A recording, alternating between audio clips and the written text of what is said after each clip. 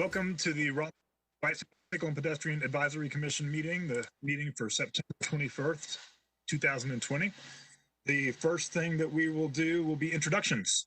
My name is Dwight Otwell. I'm currently serving as the chair, and I'm not sure how we're going to do this. Everybody just jump in.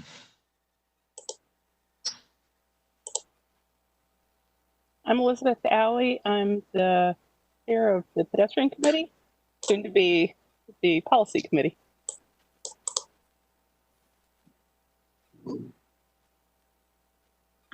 See, we also have with us, we have Kari Barthness, we have Peter Tong, Mary Sell, and Nick Neptune. I can introduce myself real quick. Can you hear me? Mm-hmm. Okay. My name is Nick Neptune, and I'm currently serving as the chair of our outreach committee, which is going through a transition into equity. And I'm very excited about that. It's good to be here. Thank you. Great. All right, the next thing we have for the agenda is approval of the minutes. If everybody would please take a moment to review the minutes from the last meeting.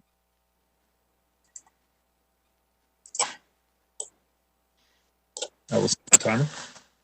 I'll make the motion to approve the minutes. I can second that. All right. We have a motion and a second. All in favor? Eric, we do this by raised hands and roll call? We need this by roll call, so let me get the list together here. Dwight Otwell? Aye. Elizabeth Alley? Aye. Kari Barthness? Aye. Liz Hester? Liz, you're not muted. You're unmuted. Hi, yes, I am finally here. Thank you. And are you voting yes on the minutes? Sure, yes. Okay. Nick Neptune? Aye. And Peter Tong? Aye. You left me out, Eric. I won't take it personally. I did. I apologize. Mary Sinnall. Now that I'm not chair anymore. Very good. All right. It looks like we have unanimous approval of the minutes. Thank you very much. Next up on the docket is public comments. And Eric, do you know if we have any public comments waiting for today? Yeah, so let me let everybody know here. So if you're interested in speaking on anything that's not on the agenda this evening, if you'll let me know in the chat. I've already got one request from Miss Melody Parker. I can go ahead and put her on. If anybody else would like to speak this evening on that or any other issues, just let me know in the chat, please.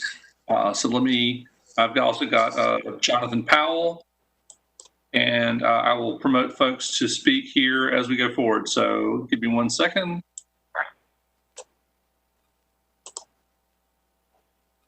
All right, so first you'll hear from Melody Parker.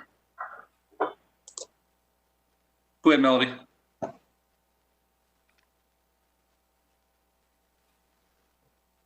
Okay, can you hear me now? Yes, we can. Okay, great. Thank you.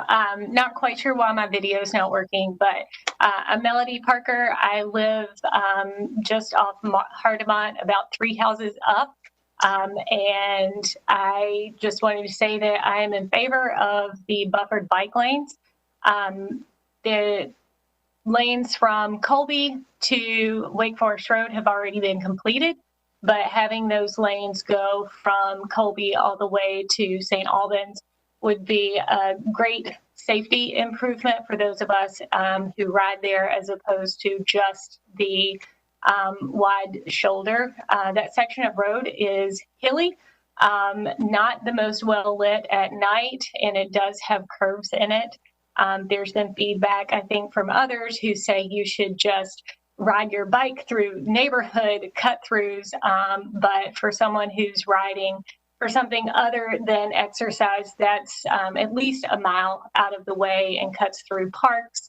And for someone who has been bike bound or pedestrian bound in the past, and there are children that use that same thoroughfare, I would just like to provide to the BPAC how important I think that it is for us to have that there.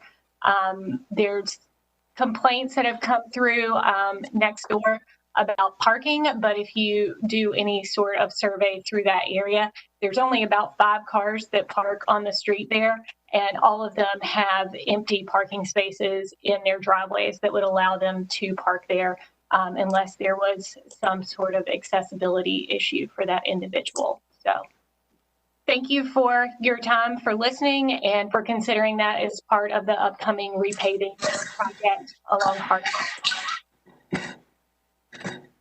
Thank you, Melanie.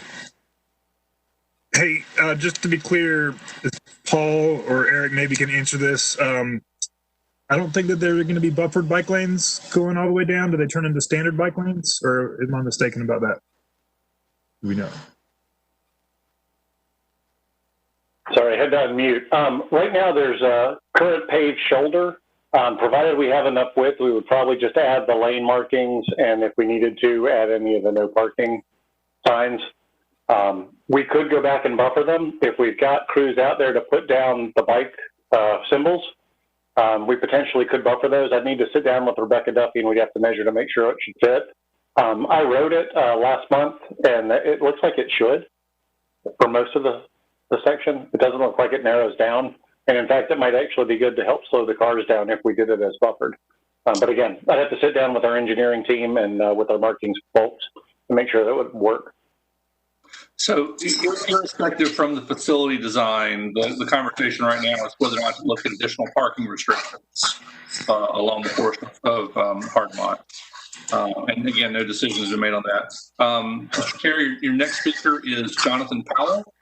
And for those that are curious, so you only have audio access, so only the folks on the commission and staff have video. So next is Jonathan Powell, and you're good to go. Hey, everyone. It's been a while. I'm Jonathan with Oaks and Spokes. I'm a board member of Oaks and Spokes. I have a couple of different topics. First, for the Hardmont Road bike lanes, I think it's extremely important that we convert them into true bike lanes and restrict the parking. Having the bike lanes run into a not bike lane that has cars parked on it can be extremely intimidating for new bicycle users and can be dangerous for even experienced bicycle users. If you've ever ridden in a bike lane and have a car parked in it, it's not a fun experience. It's stressful, and if someone's newer, it might stop them from riding altogether or stop them from riding for anything other than greenways. And this is an important corridor. It's by the Falls of New side path. So connecting more neighborhoods to that would allow people to access restaurants, cafes, and anything along there more comfortably than you can reach most places in Raleigh. So I'm all in favor of that. And I think that we should try and add parking restrictions to every road in Raleigh. I know there are 4 or 5 that currently allow parking in the bike lanes, either some of the time or all the time. And it's extremely frustrating for even an experienced bike rider to deal with that. And it's a big safety concern. Next up, I just want to say thank you for all the hard work on the downtown North-South Greenway connector in West and Harrington. I've gone out and ridden it a couple times up West Street as it's being worked on. I know it's not done yet, but super excited, and thanks for all the hard work. I hope we can continue this progress. Another thing is the Oaks and Spokes, which is bike advocacy and event nonprofit in Raleigh. We have board elections coming up in January. So if you or anybody you know is interested in becoming a board member or just learning more, please have them reach out to info@oaksandspokes.com. We want all perspectives. So if you're interested in making Raleigh a better place for people on bikes, please reach out. So Thank you. Oh, and one other thing. Can I get an update on the Gorman Street connector? That'd be great. Thank you. Yeah, I don't have good news on that. I actually checked in with the engineer yesterday or day before, knowing I would probably get questions at this meeting. That got caught in the DOT funding slowdown. It looks like the capillary MPO is getting ready to release funds based on their work with NCDOT. But the break in the schedule has slowed us down so that it probably won't go to council until January. Probably looking at summer before we actually see construction, maybe spring.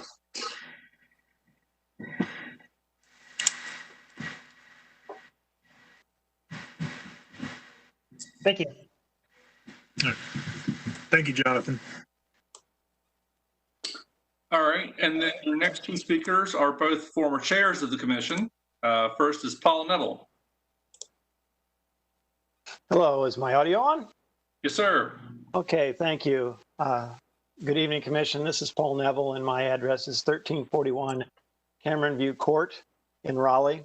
And I want to speak about the Hardiment Road discussion as a historical background. You know, when it was paved and marked with the unofficial bike lane last time, this did come to the BPAC. I believe Alan Wiggs was the person at that point. And guess what? Same arguments were being brought up by both sides. I thought that you'd be interested to know back then there was key discussion based on designation of Hardiment as a mixed-use street, which it is, the increased connectivity to facilities and parks, greenways, and some greenway extensions that are still being planned. And also, even then, there was discussion about North Hills expansion, which has definitely come to pass. So all those reasons remain today, and they all point to continued shared use of the streets for vehicles, bicycles, and pedestrians. So for that reason, I think the BPAC should support the extension of the buffered bike lane for the remaining section. Along with that, of course, would come parking restrictions. And I thank you very much.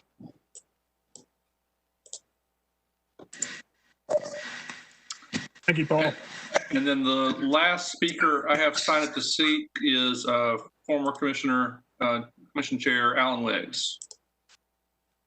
Radio check. You guys got me? Yes, sir. All right. Alan Wiggs, 1113 Indian Trail Drive, Raleigh, North Carolina. This has always been a pretty heavy discussion about Hardiment and what to do about Hardiment as far as restriping. I think the time, now that the buffer bike lanes have been installed, and part of it, I think it's time to remove the on-street parking. And I believe the commission should recommend that the on-street parking be removed. And then also the bike lane continue all the way down to St. Albans to meet on with the buffered bike lane down on St. Albans. Also with the incoming new St. Albans developments, both by Kane and also by the DeWitt properties, I feel this would be an excellent connector, and also future improvements on Quail Hollow to make it a green street combination. So this is an important connector, and I'm asking for the support of the BPAC for removal of on-street parking. Thank you.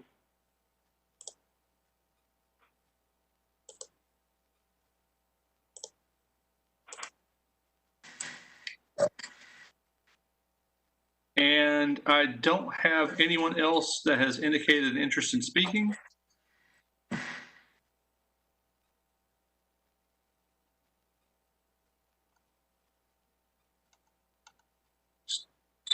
Yes, sir. That's the end of the public speakers. Commissioner Alley, do you have a comment? Thanks. Eric, can you give us a little bit of context about these requests and where they might be coming from for the extension of the buffered bike lanes? So, and Paul Black can keep me straight on this. This came up as part of a potential resurfacing project. Recently, this past summer, we just did markings. Let me back up. We had a resurfacing project several years ago on the portion of Hardiment from St. Albans up towards Quail Hollow. And that one has a lot of single-family homes that front on that section of the street. And so we explored it at the time to look into potential restrictions on parking and adding bike lanes. We got significant negative public feedback from the residents in that section that did not want to give that up.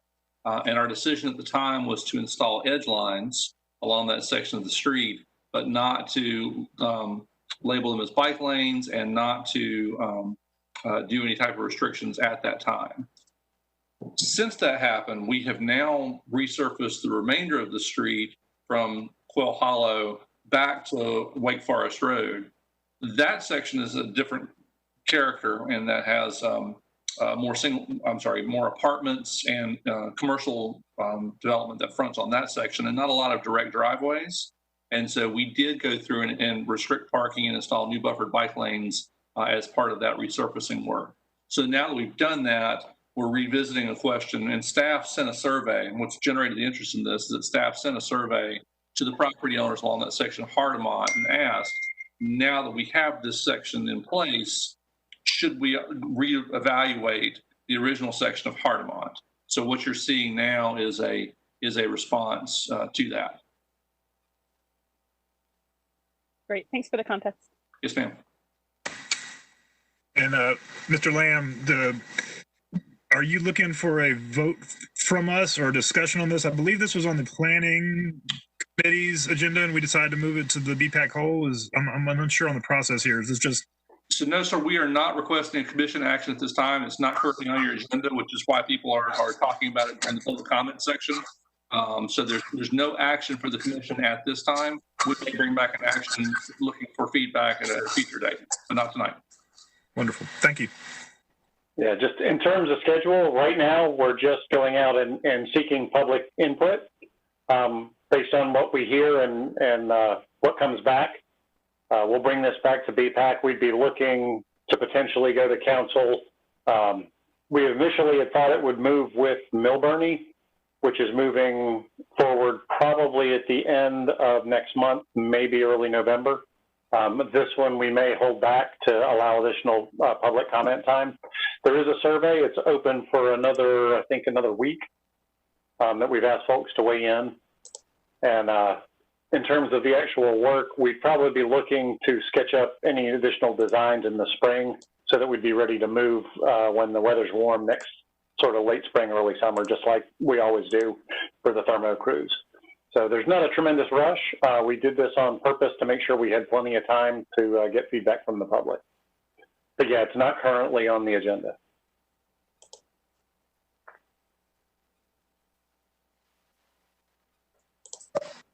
Well, if there is no further comments or statements from the commissioners, I'd like to thank everybody that came out to the public comment period, and welcome to stick around and watch the rest of the meeting. It's going to be very exciting. But otherwise, hope to hear from you again soon, and we can go ahead and move on to the Barwell Road project. I believe Sean Driscoll has a presentation for us. You give me 1 second. Commissioner Harris is having some issues getting in. Let me get the presentation started and see if I can help him with his issues. So while Liam is getting us set up, I'd like to point out this issue came before the commission last year, and we gave some feedback. The minutes were, I sent out the minutes, a link to the minutes earlier today. If you care to review those, some of our comments were focused around design speeds and limiting the design speeds instead of having a minimum speed tape, have a maximum speed. There were some crosswalk issues that we were concerned about, and we encouraged a wider sidewalk, I believe, in our comments.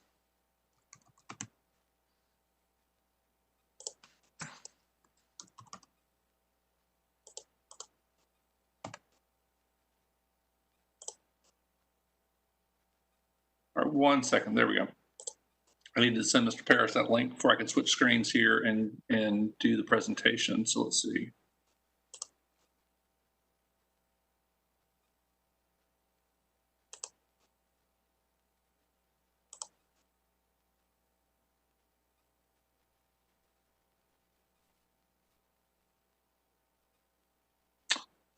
Sorry, I'm trying to share the screen here and it's not cooperating with me. There we go. Can you all see the screen now? We can see it. Excellent. I will try and go full screen here.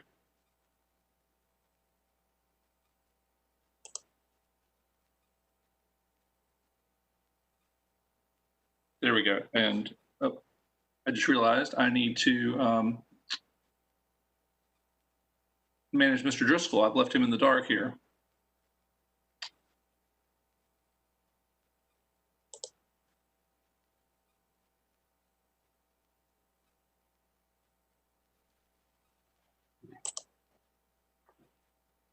I'm just glad you're the pilot. I don't think I can handle the stress, man. Actually, Paul, I don't have Sean in the queue. Was he planning on participating tonight, or was he just giving us the presentation to give on his behalf? As far as I know, he was participating. Well, let me check.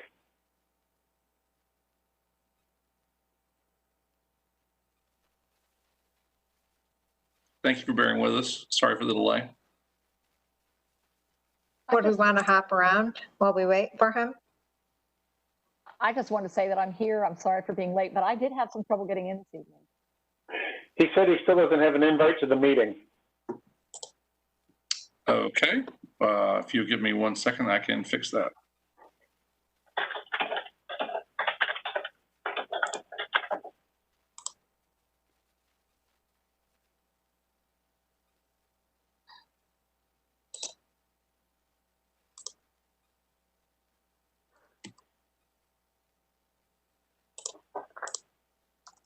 I was going to say, I can send the public link, but I can't do the panelist thing. That's okay. You good? I'm sending the link right now, so he should be in just a moment.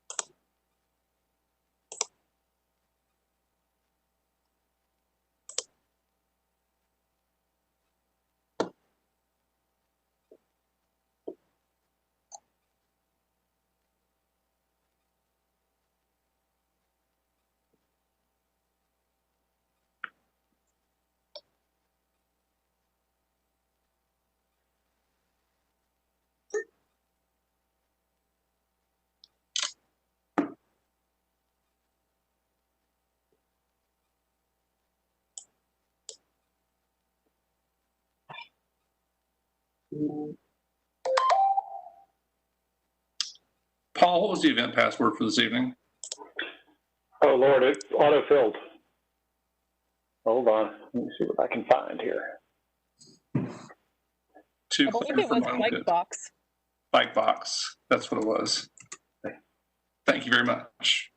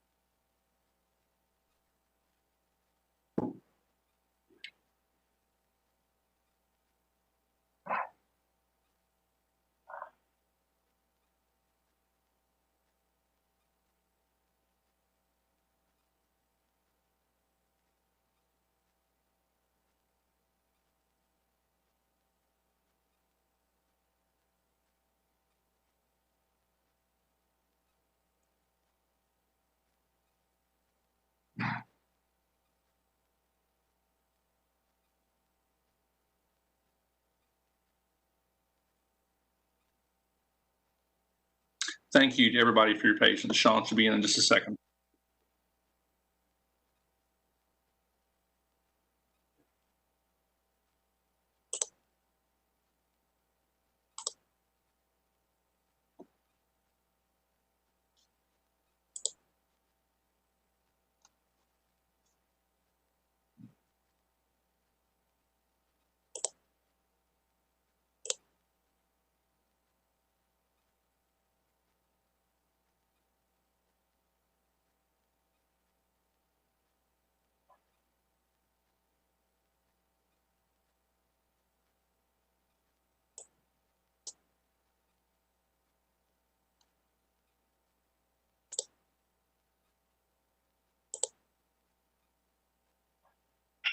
Well, Mr. Chair, he's not gotten in yet. I'll leave it to you if you want to wait a couple more minutes or if you want to go ahead and move on to your next item with work plan. Well, if I could be allowed to jump ahead a little bit farther into the chair's report, a real quick topic that maybe that'll fill up our time. For the past better part of the year, Susan Hatchell and I have been serving on the Greenway Master Plan Steering Committee. The Parks and Recreation is redoing their master plan for the greenways, so issues about transportation, safety, all the maintenance, all the big issues everybody wants to talk about the greenways about, they're going to redo their vision.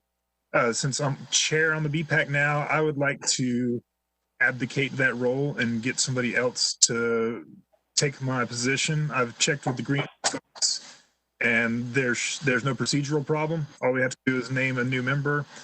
And I have asked Nick Neptune as the chair of the outreach committee to take on this role, and he has gratefully accepted. So if the rest of the commission has no issues with that, I would like to let staff know that we're going to get Nick to fill in that role, and I will notify the Greenway folks. Sounds great. Very good. We have a meeting next week, as a matter of fact. We do. You jump right in.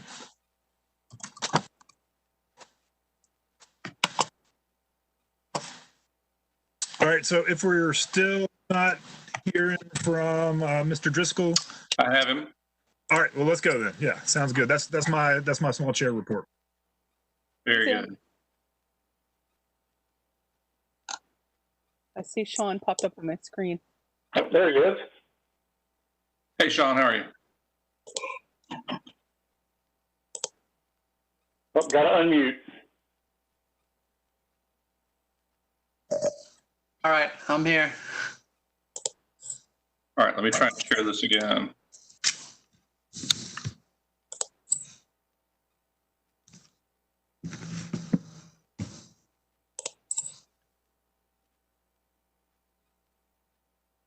All right, can everyone see the presentation screen? Yes. Very good. All right, Sean, floor is yours. Okay. Appreciate the time here, and let me present the Barwell Road improvement projects to BPAC. So right now we're at the advanced design stage and preparing to go to council meeting in early October to keep things moving forward and then into right-of-way acquisition. Go to the next slide. Okay, so the project location, this project is on Barwell Road from Rock Quarry to Berkeley Lake, which is the north side. It runs south of Rock Quarry because we are also realigning the Pearl Road intersection there. There's a slight offset with Pearl Road as you enter Rock Quarry, getting lots of accidents, especially the left-hand turns exiting that road. So we're going to realign it for it to be a true four-way intersection. Next slide. So the existing conditions along this roadway is 2-lane undivided. There is some areas of development in front of Chastille Trail there. There's housing development. And then there's the development in front of the school over by the fire station. And currently it lacks consistent bike and pedestrian facilities along the limits of our project. Next slide.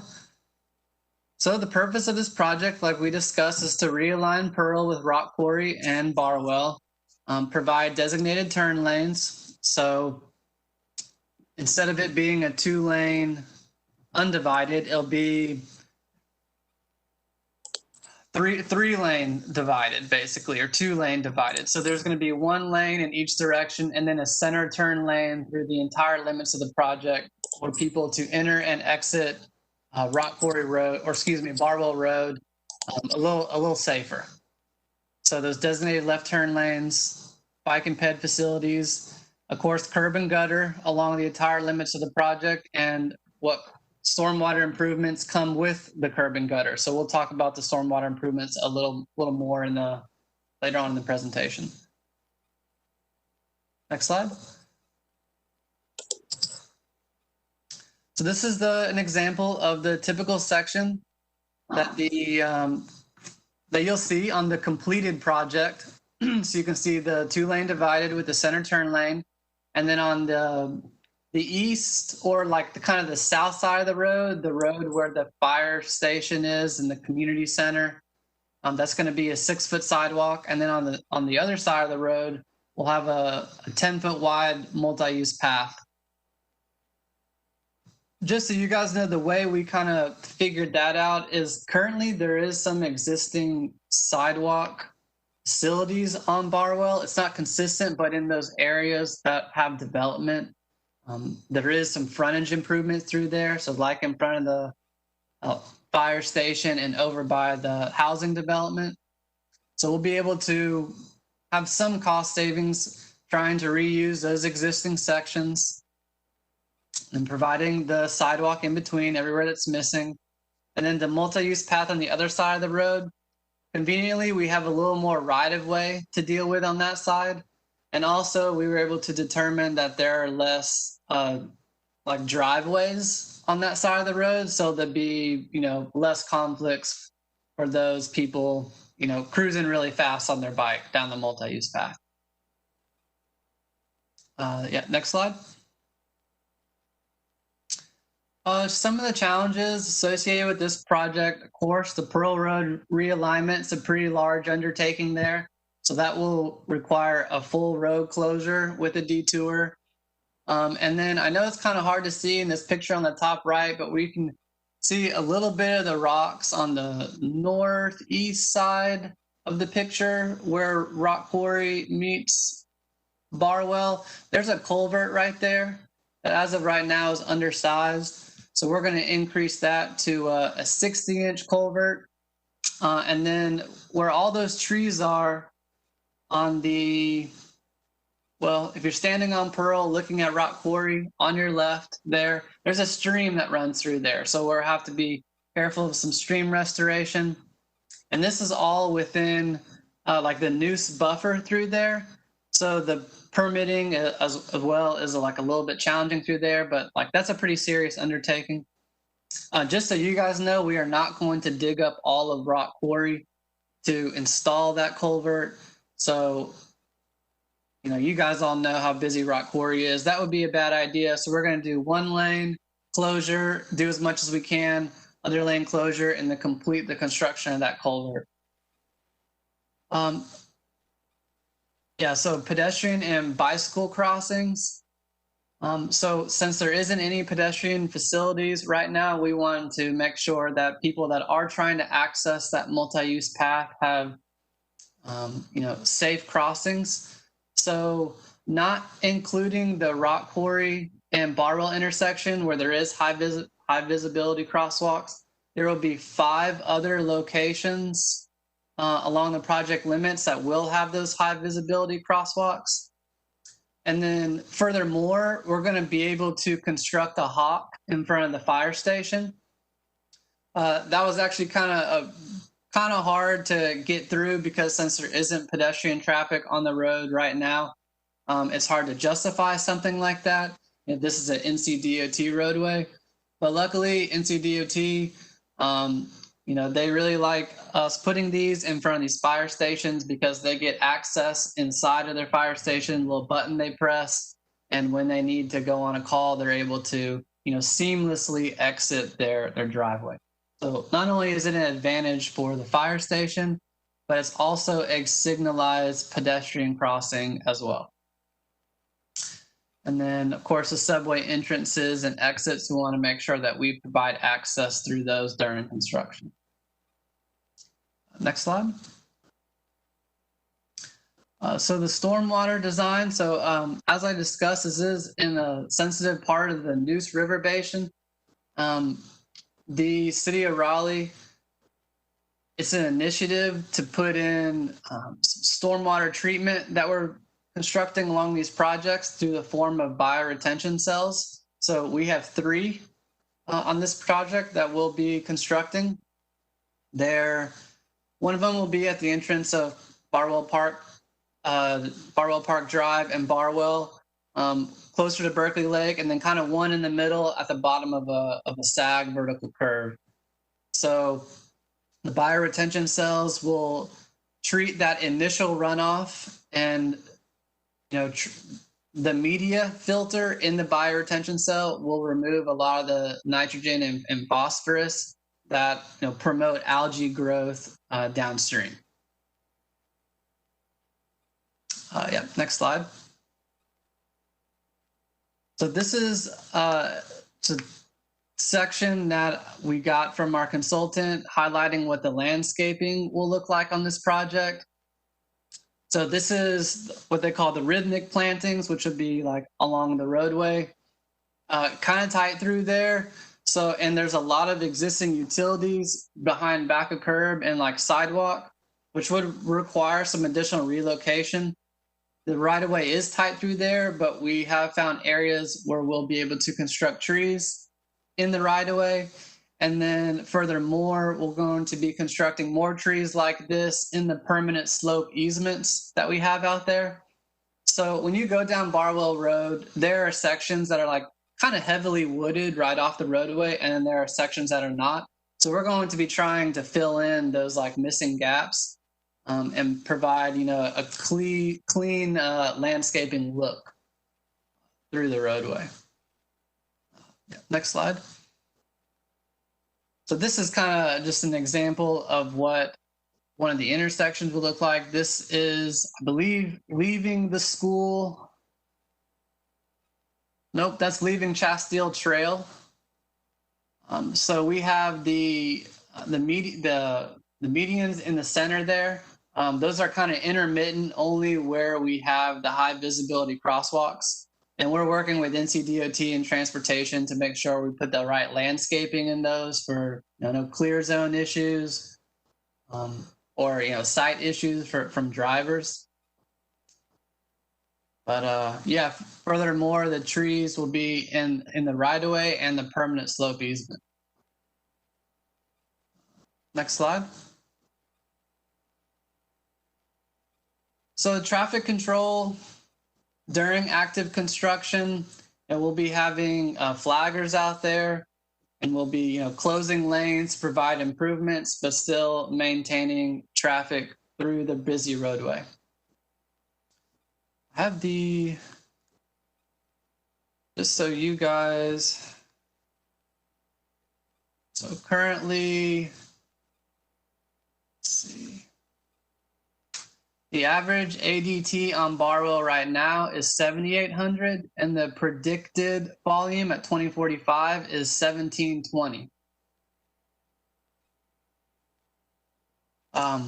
Another thing I forgot to mention, definitely worth noting, worked with Eric pretty heavily on this and getting the speed limit reduced. When we executed our pre-conceptual public meeting and our 25% public meeting, that was an ongoing conversation with residents and a complaint and concern that we frequently heard. And if you spend any little bit of time out on Barwell, I think you'd probably agree, especially considering there's not any curb and gutter through there. So, a few homeowners expressing to me their concern of cars spinning out in their driveway and just really not feeling safe on the road. So the curb and gutter, the reduced speed limit to a posted 35 mile per hour now will really ensure that those pedestrian facilities are safe and comfortable. So this is just a slide showing all the public involvement we've had so far. So you guys know everyone we've reached out to, CAC meetings, and then coming down here, you see where we are now. We have the BPAC, you guys, and then Appearance Commission, and then right into council. And then once we get council's blessing on the advanced design, we'll move into real estate acquisition, which the project is it's just under 1.5 miles long, but there's 128 properties. So real estate acquisition's kind of heavy for this one, but we are anticipating hopefully going to construction late next year. And that'll be a 2-year construction. Okay, next slide. This project, so as part of the CIP bond projects, you guys may know there's like an art aspect to some of these. So Barwell was one of them that got selected. Pretty sweet budget on this one, actually. So I sat in on the panel. We had 120 artists apply for this project. So after lots of review, we selected Urban Rock Design for this. Good, next slide.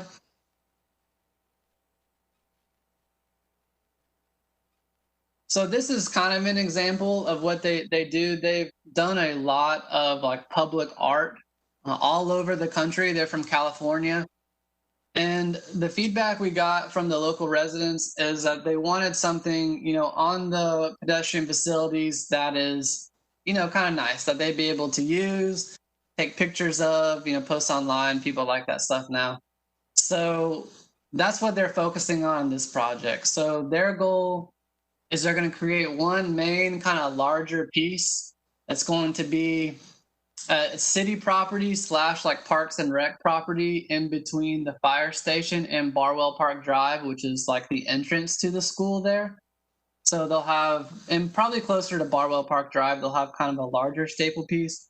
And then they want to put a handful of these smaller ones right off the side, the back side of the multi-use path or sidewalk. It doesn't take up a lot of room, but like you can see this little kid, it's kind of fun.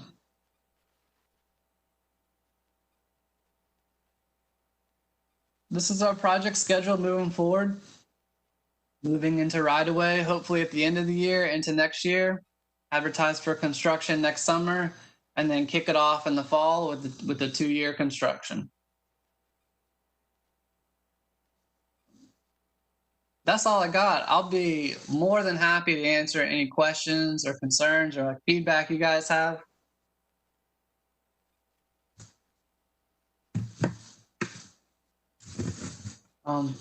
Also, don't hesitate to visit the project website too. A similar presentation I just gave is on there. And we, keep those updated with the project schedule. And we try to keep those updated monthly with any new information we have, like to post on there. That's all I got. If you guys got any questions? Mrs. Alley? Thank you. Thanks for that presentation. I was really excited to see that preemptive hawk signal in there and all those crossings and getting the speed limit down. I know that's no small task, so thank you for those.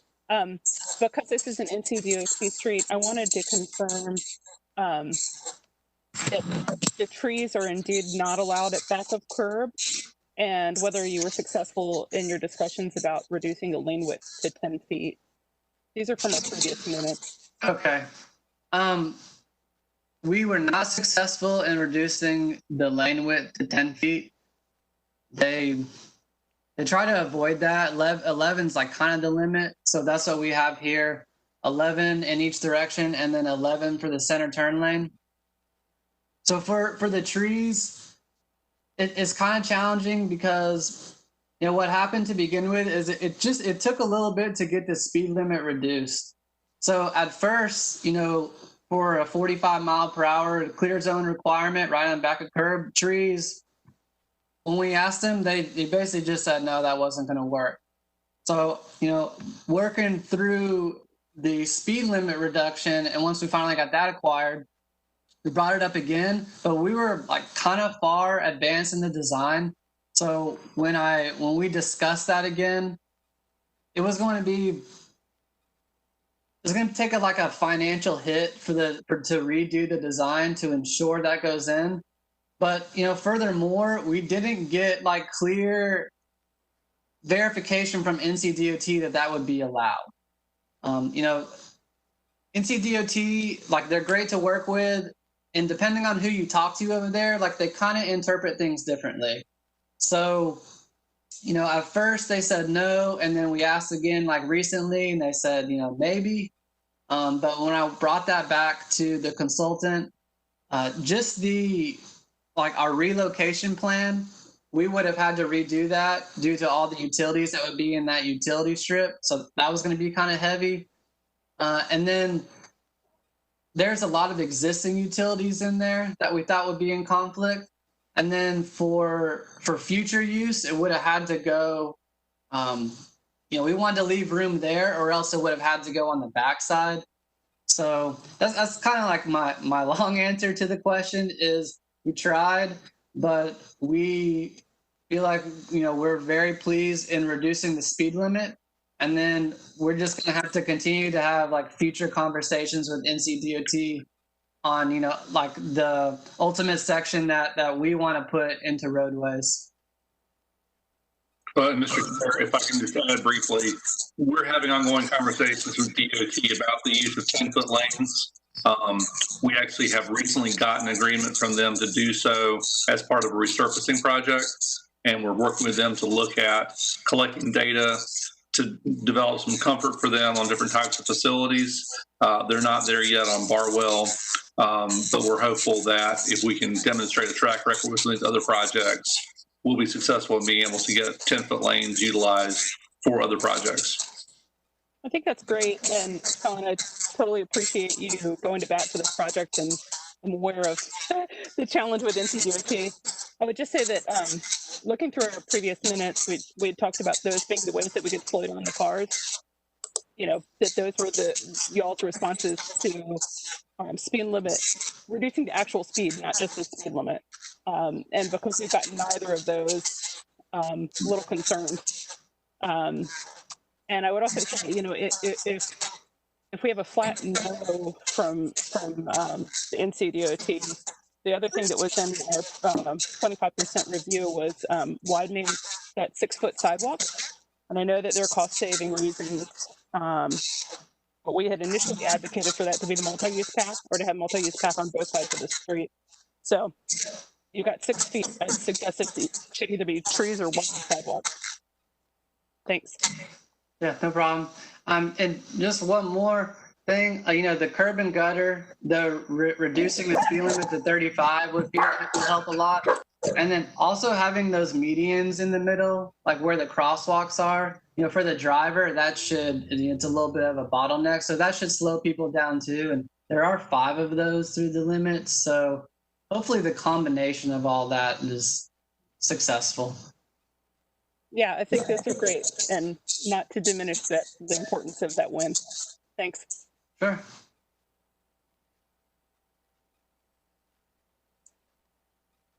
Ms. Barsness?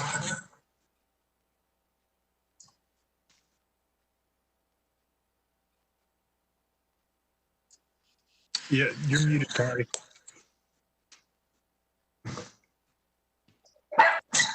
Sorry about that. Sean, thanks for the presentation. When you were talking about the hot crossings, since I'm new to the commission, I was Googling what they were because I didn't actually know what they were. And so when I was looking on Google while you were presenting, it occurred to me, you guys are doing by the fire station. Did you guys also consider doing one by the school? So, no, because the one by the fire station, we felt like is really close to the school and that would be utilized. And DOT wouldn't approve one to begin with. We kind of had to like spin it by using the fire station as our like go-to. So that's the only one we have now. I think moving forward, the goal is if we want to see more hawks, or if we want to see more hawks on Barwell, we just need to collect those pedestrian numbers in the future when the project is done. And if the city and NCDOT feels like that those volumes are high enough that warrants additional signalized crossings, then we'll cross that bridge then. But the one by the fire station is, it's pretty close to the school. It's by the exit, and we hope that the kids and parents will utilize it crossing the street there. Okay, and so what was DOT's rationale for not wanting you guys to use those signals at all? Because and Eric, you can help me with this too. I know you're a little more savvy on this one, but I believe it was because we had no pedestrian volume numbers on this roadway. So with no data, it was hard to justify a signalized intersection, because that's like the hawk is like the gold standard. We have the rapid flashing beacon, which is a step under that, and then just high visibility crosswalks under that. So for me, I felt like we got as much as we possibly could from them, like allowing approval. And then, like I said, we'll just like continue to collect pedestrian counts like in the future. And if they're really high, then I'm sure the city will cross that bridge again to maybe try to get in another signalized one or RFBs over there. Okay, thank you. You're on mute, Eric. Blah, blah, blah, blah. All right, great. DOT still wants to see numerical, quantifiable warrants met in the field. And this is a situation where there are no sidewalks in this entire area. Therefore, kids cannot walk to school or to the park. It's prohibited. We are intentionally changing the environment out there with this project. So we're laying the groundwork for that. And we have the opportunity to revisit that in the future with all these median crossings that we're putting in. Thank you, Mr. Lamb. Ms. Sell and then Ms. Hatchell.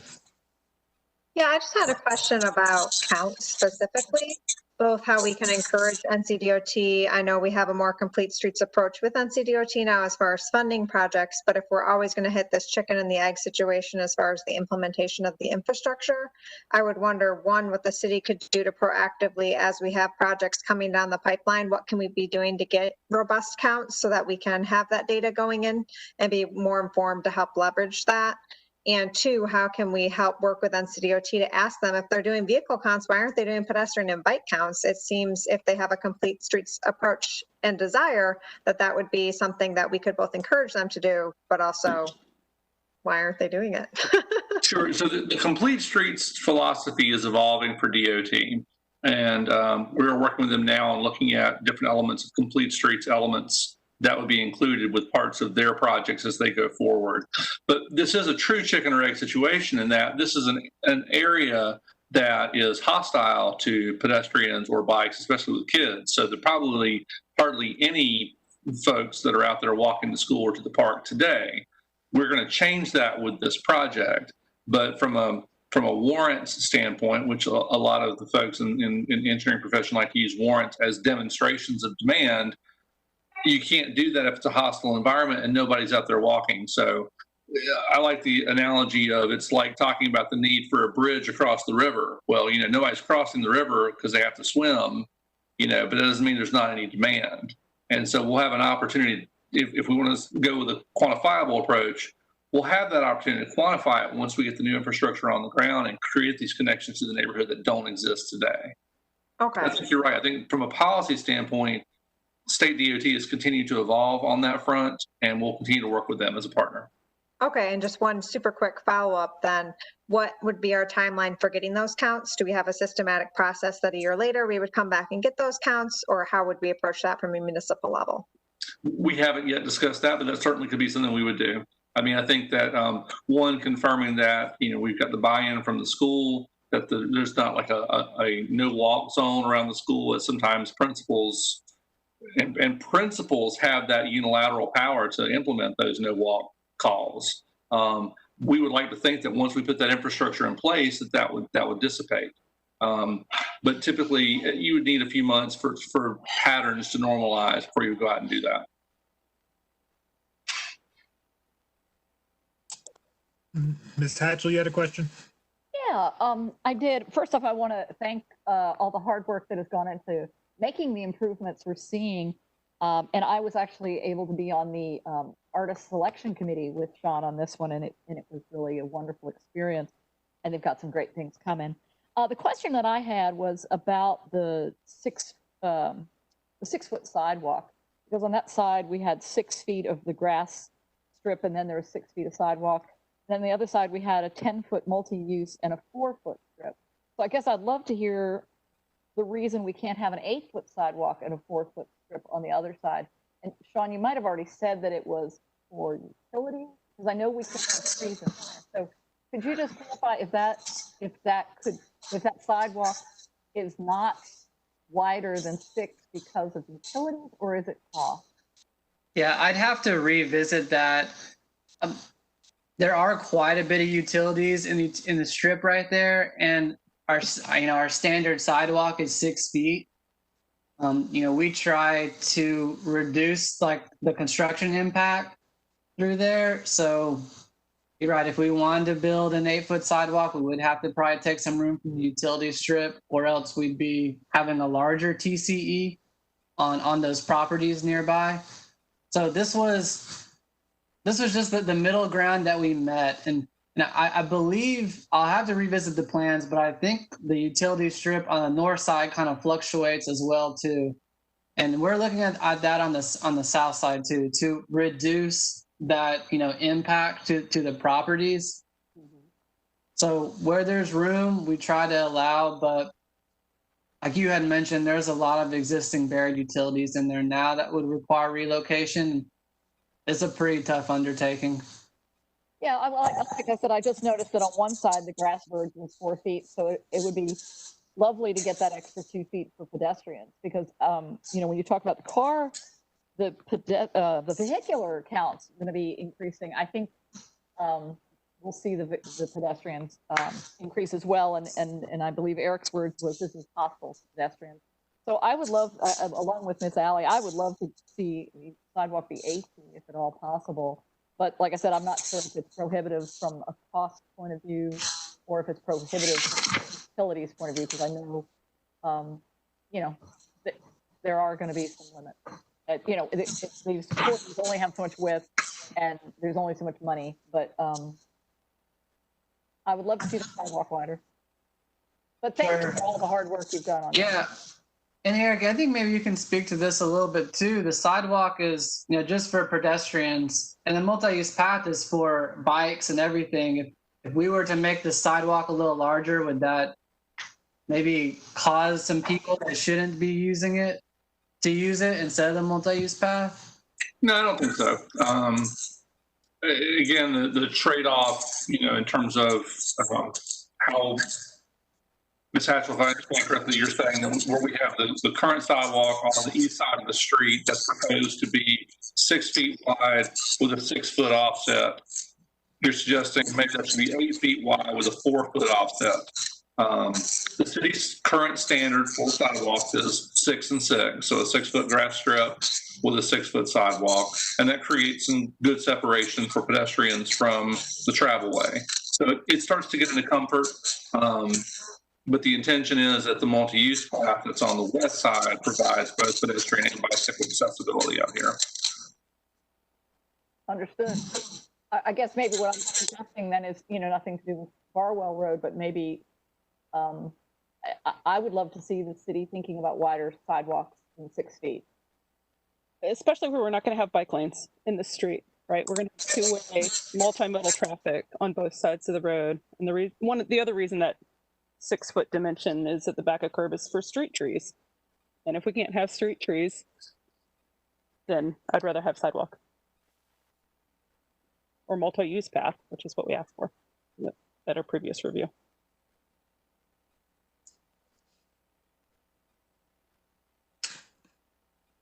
Mr. Lamb, Mr. Driscoll, are you guys asking for any recommendation or action from the BPAC? Is this just for our information to keep us up to date? I believe the intention is that the city would like to have an endorsement from the commission before we carry the final design forward to the city council.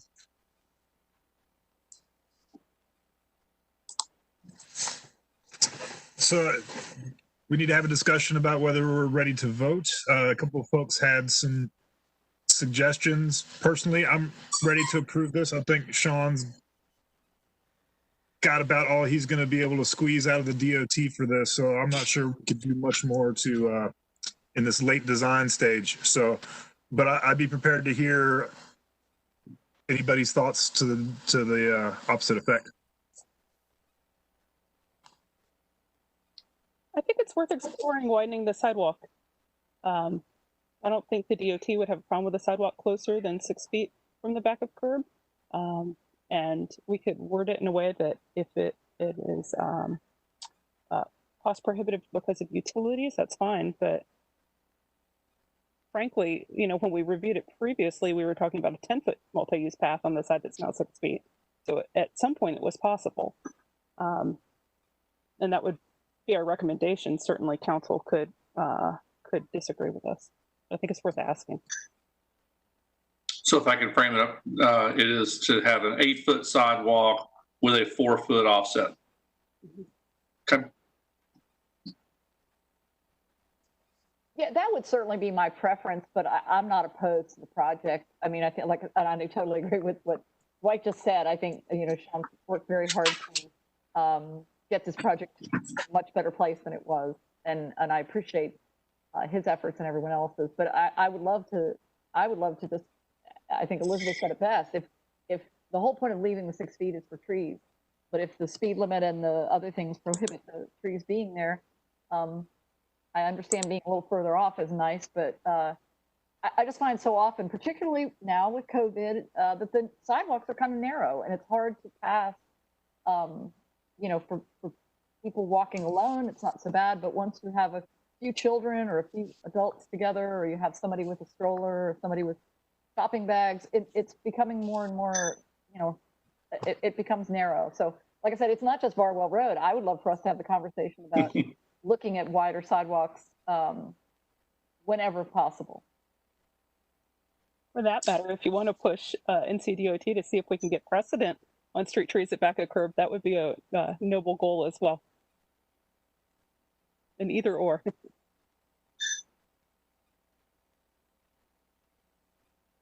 So are we going to word that more as a request and if possible thing? I would not like the whole recommendation to, you know, I don't want to make it like a contingency, like we only approve this if we're given this.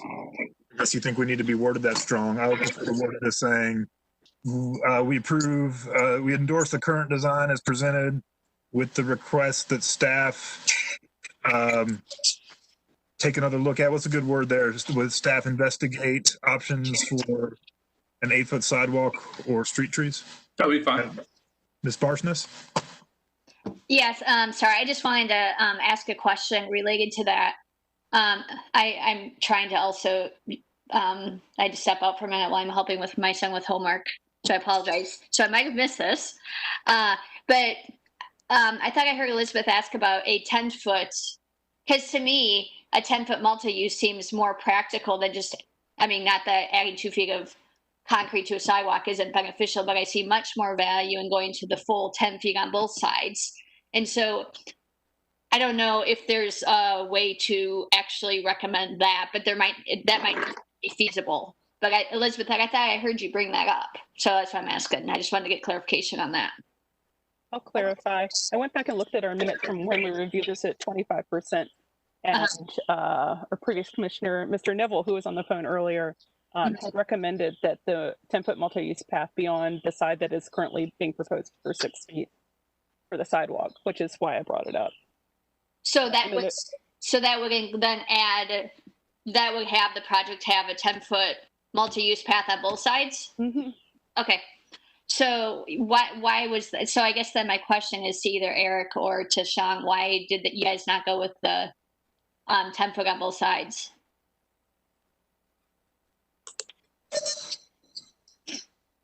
And I remember we were talking about that previously.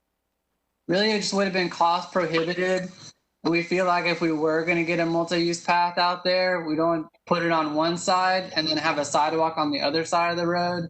Mm-hmm. So it just came down to our engineering services department, talking it with it as a group, and felt like that this was the best cross section to present and move forward with. Okay. Thank you.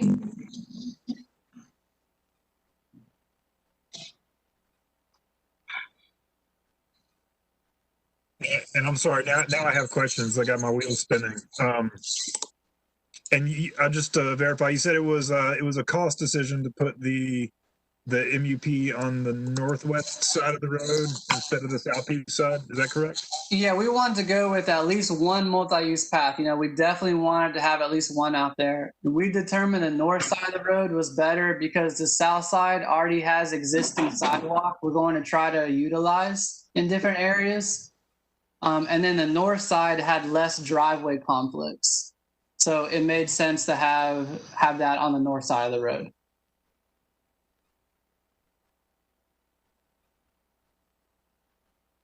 I believe the north side also has a little bit more room to work with during construction. I believe the right of way is a little bit wider on that side, just a touch.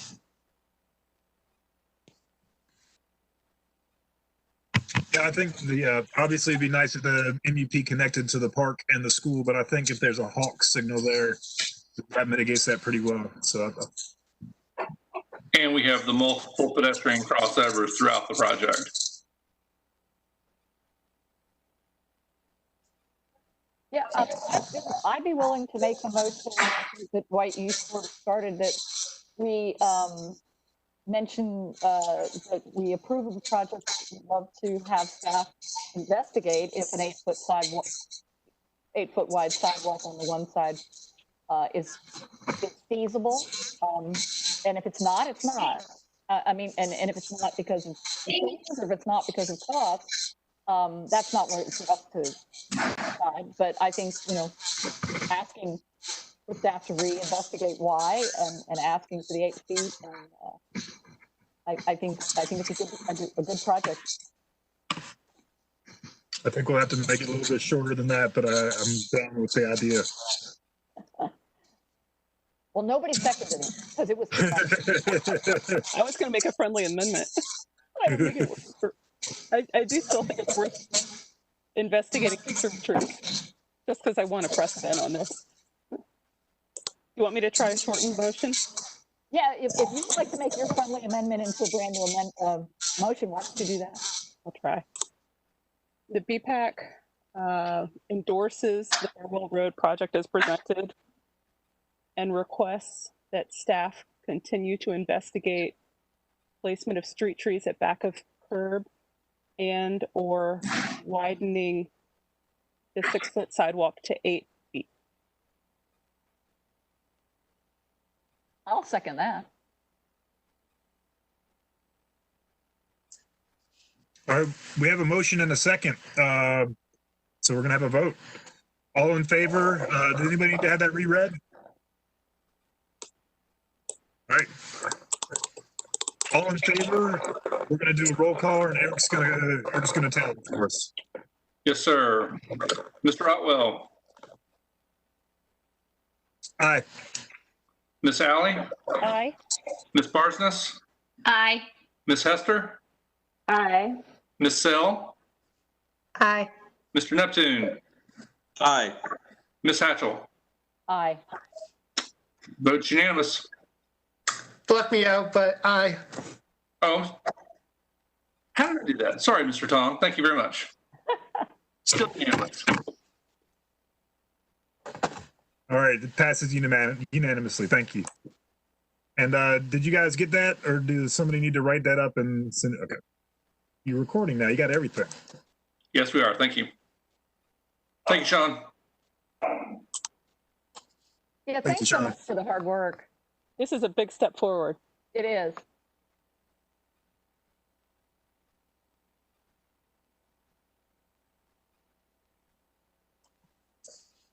All right, so next up on the agenda is the committee structure and work plan. And so I could take this one unless Eric or Paul want to start with anything. So we've been working. Several of you have been directly involved, and I'll try to keep everybody in the loop. And we have spoke to a couple of our council members and got a little bit of feedback. We have a meeting with Stormy Forks for next week. We couldn't get it in before this, but she seemed to be okay with the general idea. So what I would like to do is have a reading of this document and make any discussions. It would be wonderful if we could vote on this, but I don't want anybody to feel pressured. If anybody's got ideas that need to percolate or time to read or consider, we can put this off another month, but I really would like to push it forward if we can make it happen. Does that sound like an okay plan for everybody? Happy to hear me read.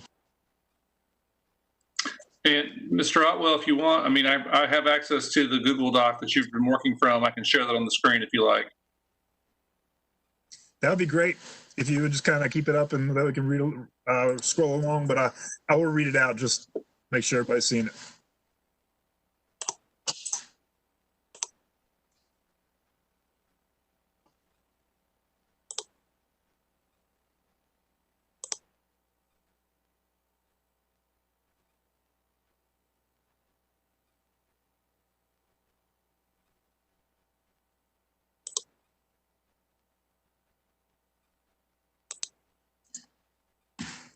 So I'm pretty sure everybody's familiar with the idea, but one of the big issues that we wanted to initiate for this year for the BPAC was realign the committees. And so we have, I think, pretty successfully, hopefully, maybe is the right word, redivided the planning and the bicycle planning and the pedestrian planning committee. We will now have one planning committee if this goes forward. This is all hypothetical for now, right? So, but we will have a planning committee. Elizabeth Alley is in line to be chair, and this committee will handle receiving the reports from staff and looking at the street plan, looking at the prioritization of bike plan, the resurfacing program, and all the stuff that planning brings to us, and kind of view it more holistically instead of trying to see them as either pedestrian or bicycle projects. We'll look at them together and have those voices together. The policy committee, excuse me, I said that wrong, didn't I, Elizabeth? I put you on the wrong committee. My bad. It's cool. I'm still getting it myself. Elizabeth's on the policy committee. Pierre is the planning committee. My bad, Pierre. Sorry, man. Policy committee will be able to take a deeper dive into some of the policy issues we've been talking about investigating. And I think we have a really good team there that got a lot of experience in policy. And so I hope that we can have some meaningful discussions. And another big one was the outreach committee. We want to really refocus how the outreach committee does its work. So instead of taking the outreach committee as a tool to reach out to the public and to the CACs, and the original plan for the outreach committee was to let the public know about the BPAC. So we weren't doing like outreach and figuring out what people wanted about bike lanes. We were going out and saying, hey, you hadn't heard about the BPAC, this is what we do, please come talk to us. It was kind of getting the issue out about us. We think that that's kind of run its course. So now we'd like the outreach committee to focus more on the relationships that will help us further our goals. So I'd like the outreach committee to be focused on developing relationships with other boards and commissions, other business partners or advocacy groups that we should be collaborating with, or at least talking to and being aware of. And Nick, going on to the Greenway Steering Committee is, I guess, the first small step in that direction. And also, I'd like the outreach committee to take a hard look at equity. And we've had some difficult for myself discussions because I really don't know what to do, or didn't know what to do to start with it. The city council is getting their own act together as far as equity, and they're going to start making decisions about what their training will look like. And frankly, it's going to be a long time before anything like that filters down to commissions, because it looks like a rather expensive program they're considering. I don't imagine that we will all be taking 8-hour, 2-day courses in equity. So we might have to see what their the outreach committee should be interfacing with council, and reaching out to them and figuring out what kind of training might be good for commissions. I would also like the equity portion of this to be taking a look at how we conduct our business, how do we prioritize the voices that get heard and the topics that come up, and perhaps lead us in discussions over articles or papers or books. So that's the general idea. That's the short version. And now you guys get to listen to me read, unless there's any questions before I jump right in. Here we go. I'm gonna start over at the top again, Eric. Sorry to keep you, I was jumping around. All right, so general commission initiatives. Provide a forum for public discussion around issues pertinent to safe, comfortable, and equitable non-motorized transportation. Mr. Otwell, if I could ask you a quick question on that one, just an interpretation of the word forum. Are you suggesting that the commission itself is a forum, or are you asking that the commission would help organize a formal public forum to seek feedback on non-motorized transportation? My thinking on this point was that the BPAC and these meetings themselves provide the forum, and I'd be open for any suggestions to how to make that clear. I think that's fine. Thank you very much. Okay. Side note, I was hoping to pursue at some point if there would be opportunities for a forum for discussion, like you were just talking about, like somewhere where we could discuss issues asynchronously and the public could have access to it and see what we were talking about, but provide us for a way to discuss issues in an ongoing manner outside of the strict framework of the meetings. But that's another point. We can bring that up later. All right, second general commission initiative. Encourage swift implementation of safe pedestrian infrastructure and policy updates that affect such, acknowledging that deaths and injuries suffered by non-motorized users are at an all-time high and rising and disproportionately impact minority communities.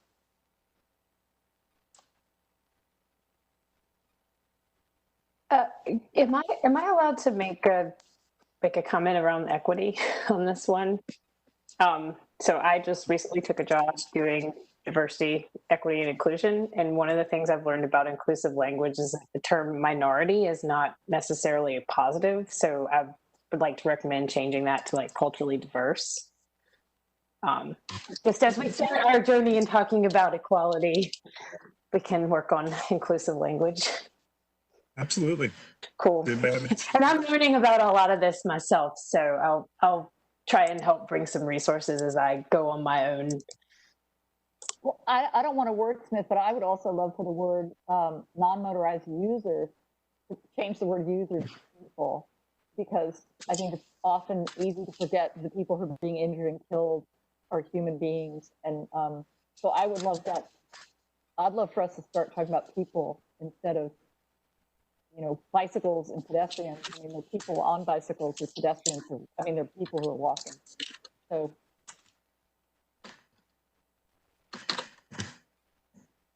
Sorry, didn't mean to update, but I am an editor too by trade. No. You give me a document and I'm going to start looking at commas. So. This is great. Please do. I welcome all these comments. This is great. We can treat this as a committee of the whole. That's no problem. Yeah.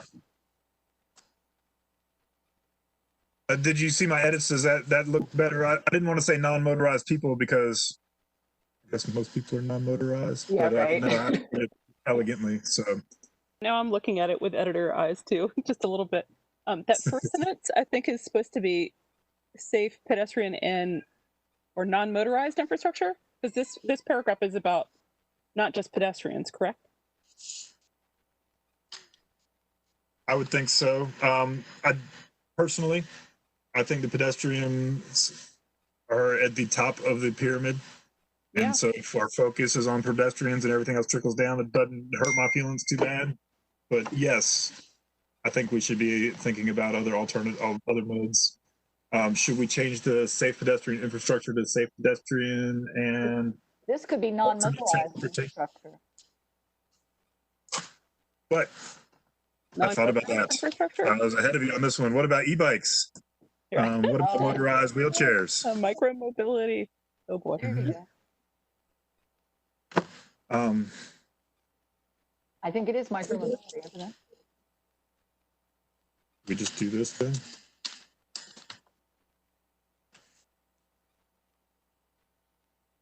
Does that include pedestrians, or do we just write pedestrians out of the work plan?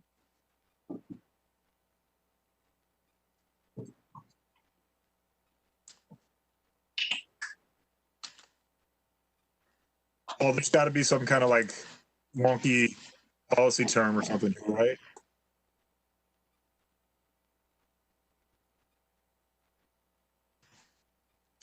Let's just. So technically, if you use, yeah, okay, not on a move, because micromobility, the technical definition is is vehicles, not, and you, so you did write pedestrians out, but now that looks better.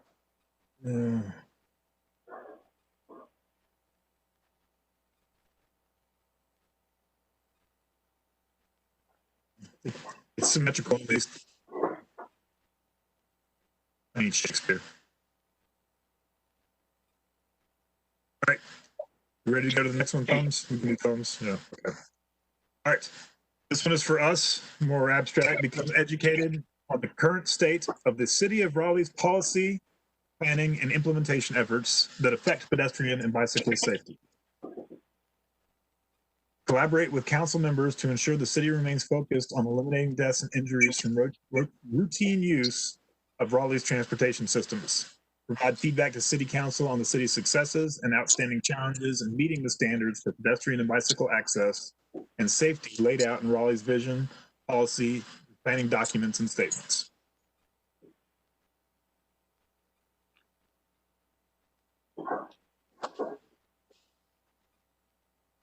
All right. Receive reports and provide feedback to city staff on programs and initiatives that pertain to pedestrian, bicycling, and alternative transportation and micro mobility issues. This includes, but is not limited to, the departments of transportation, parks, recreation and cultural resources, planning, etc.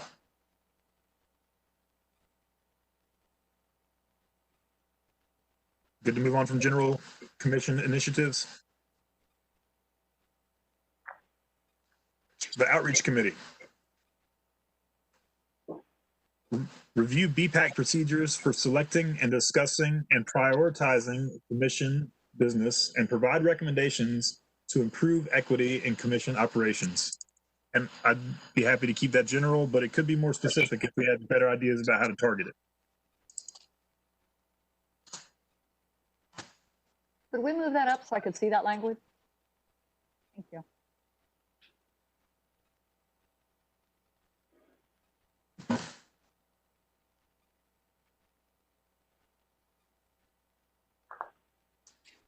So my thinking on this first point is that personally, when I first joined BPAC, this was a great way for me to ask all the questions that were important to me and all the topics that were important to me and get people thinking about them. And I like to believe that I've moved on from that a little bit and taken a more holistic approach to the city. But still, I feel like the issues that are important to me and the people like us that get on these commissions are the ones that run us to the top. And we have a portion of the meeting is set aside to just like let us think our thoughts. How does that promote an equitable discussion? How do we get the opinions and the statements in front of the commission that would be coming from folks that aren't on the commission?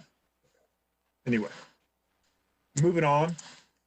Study city departments, boards, and commissions, private advocacy, and business groups to determine areas of shared interest and develop formalized relationships to foster cross-awareness and collaboration.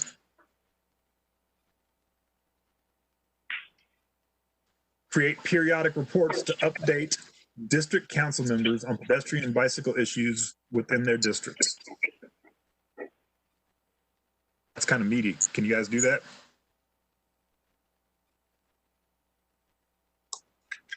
Let's say yes until we can't. All right. Select topics, give presentations, and lead commission discussions on issues pertaining to equity in government, in governance, and community engagement.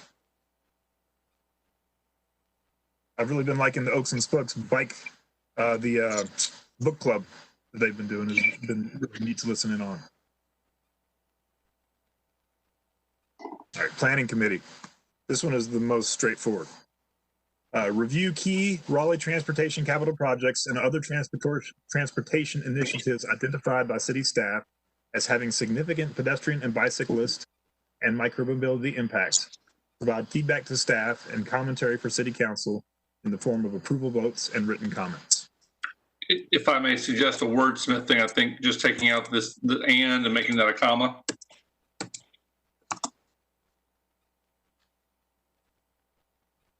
Yeah, I think I went and added micromobility back in after it had already been written, so got the Oxford and.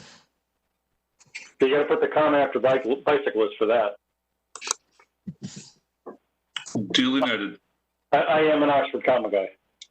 But it's not in the rest of the document. See, this is where the editor's going to come in. So we're going to have consistent Oxford commas, huh? We should play rock, paper, scissors to see which style guide we use.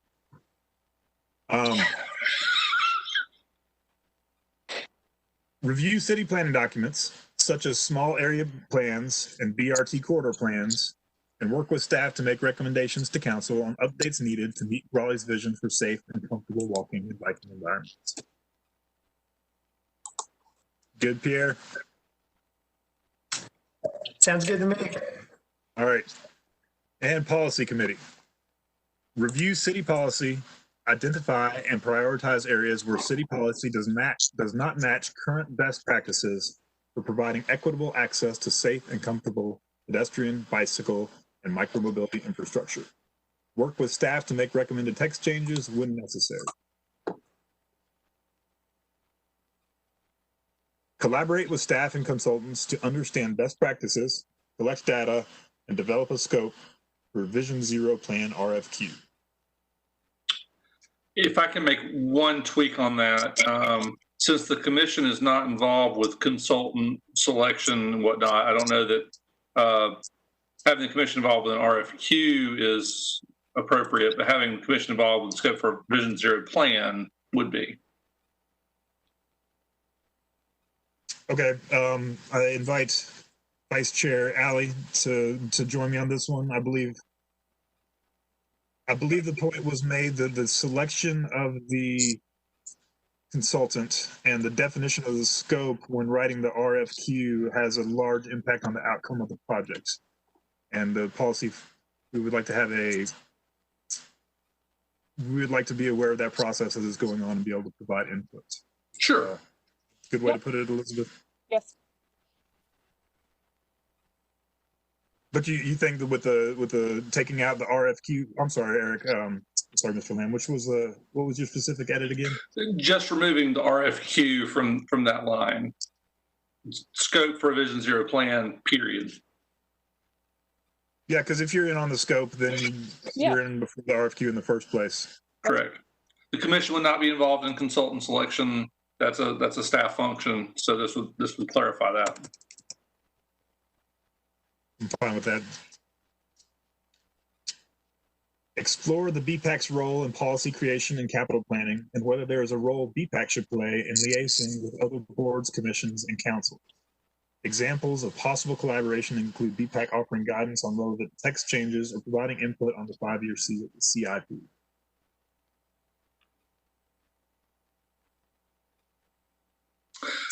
I guess my feedback on that one is that there's no question from staff's perspective that there's precedent for liaison relationship with other boards. So there's not really an if question there. It's more about how the commission interacts with the boards. So you currently have, for example, a stated relationship with the Parks, Rec, and Greenway Advisory Board. For example. So I don't. Do we? Yeah, because there's currently you currently have a liaison that's appointed from the Parks, Rec, Greenway Advisory Board to the BPAC, and I think that the commission chair automatically serves in that role reciprocally. Yeah, it'd be great to formalize that a little bit. Yeah, agreed. As immediate past chair. Oh, I mean, I was never aware of that, like formally. Educate myself on my role. We did have a meeting with the Parks Board when I was chair. Mm-hmm. Well, right, but then that was when we had the whole thing where our work plan got revised after we requested that. So I was under the impression that was something that was asked that was outside of a normal scope, and that's why we were asked to pull back. we should formalize it. We should communicate that. Let's work on that.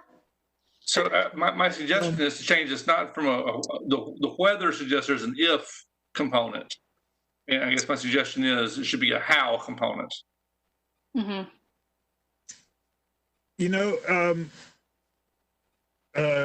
how bad would it be if we just took that part out? Because that's really kind of defined under the outreach committee's mission. Sure. I want to make sure. I don't think that I actually wrote this sentence, so I want to make sure that. Well, you know, when you first showed it, I thought, well, that's what the outreach committee was going to do. But the outreach committee is not necessarily looking into policy. Right, but I think if we take out that part that was talking about boards and commissions, it still leaves that for the outreach committee and doesn't change the point of this, which is, I think Elizabeth was really trying to get at the CIP. I think it was the CIP. Well, the CIP and the policies that are acted upon by other boards and commissions, right? The planning commission reviews text changes that have impacts upon street design. You know, the Parks Greenway Board will, when they do the Greenway plan, I suppose you could even see from stormwater, you know, stormwater fees for sidewalks. There's, you know, myriad ways in which their policies and capital planning could impact bikes and peds. And I think that we should play a role in that, whether that's formalized or in an ad hoc fashion, right? For example, I've commented as an individual before on text changes that are coming before the planning commission, but I've always done them as an individual and never on behalf of BPAC. That struck a little bit of a middle ground there. It still keeps us thinking about other boards and commissions and working on policy with them, but defines it a little bit more clearly away from the outreach committee's work. Sure, I'm flexible. I think to Eric's point as well, instead of having explore the BPAC's role, change it to formalize or develop or implement. I don't know. I'm with. What my suggestion was going to be is instead of saying and whether there's a role, your language could say how the BPAC collaborates with other boards. Right.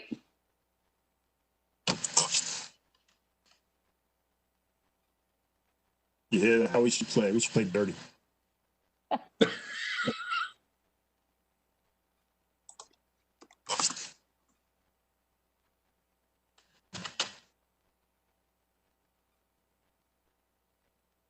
Plural. There should be an S there.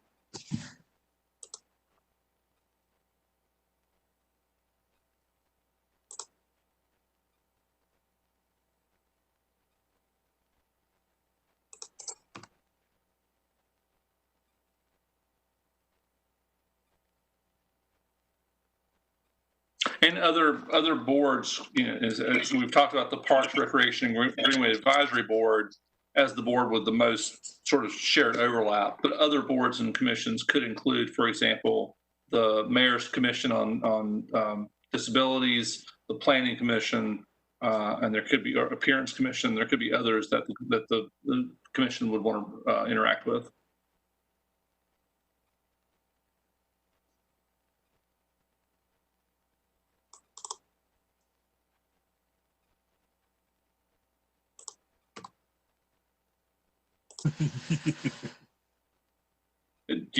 I'm sorry, I just made that.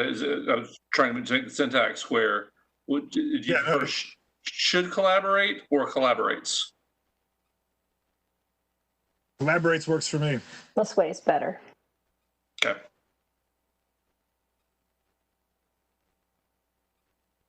All right, so I will. I have finished my reading for the night. Hope you guys enjoyed it.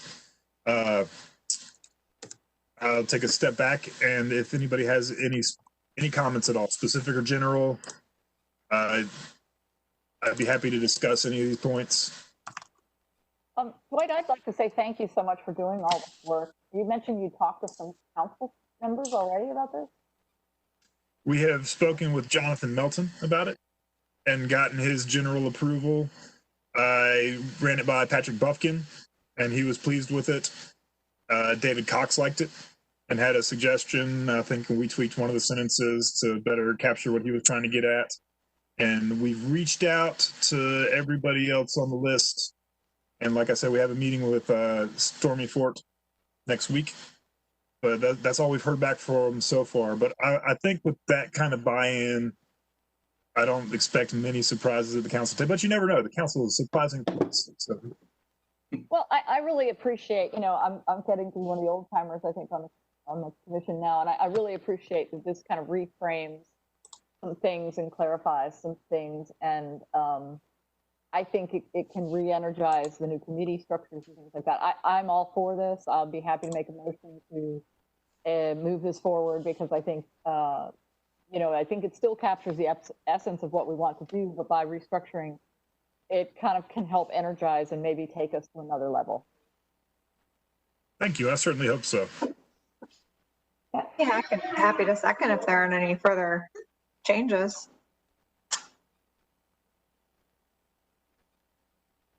All right, we have a motion and a second. All in favor? Mr. Lamb, will you tally for us, please?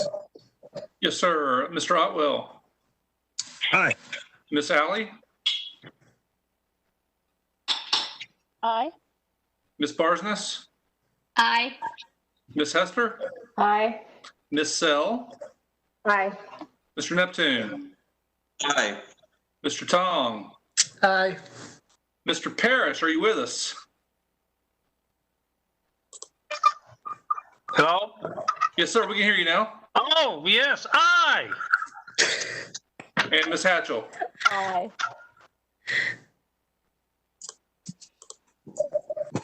Great. It looks like it was unanimous. So this work plan will be, I guess the staff will take this and put it in a document and put the branding on it and bring it to council in October. We should hear back within the next month and a half.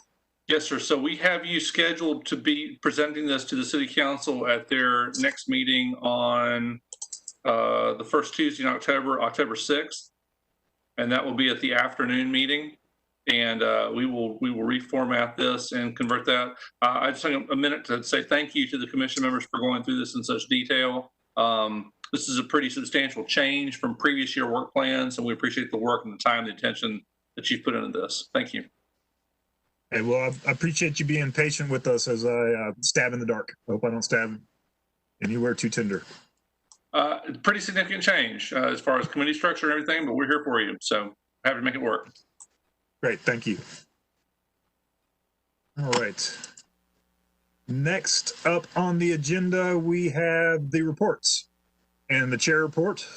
I will go first. I already spoke about the Greenway position, and the only other issue that I had ongoing was the work plan. And I've been giving you updates as we went. That we have spoken to a couple of council members, and we will continue to try to reach out to explain to them what we're trying to do so that they don't get surprised at the table. It's always nice to get those comments first. And now the next focus for me will be getting with the committee chairs and setting the priorities for what's going to be coming before the committees. So I will be getting in touch with you guys in the next week. And that does it for me. And so we have next committee reports. And I think that we'll still stick with the old committees for now, for the reports. So that would put me on the bike committee. Peter took over today for the first one, so we can share this duties.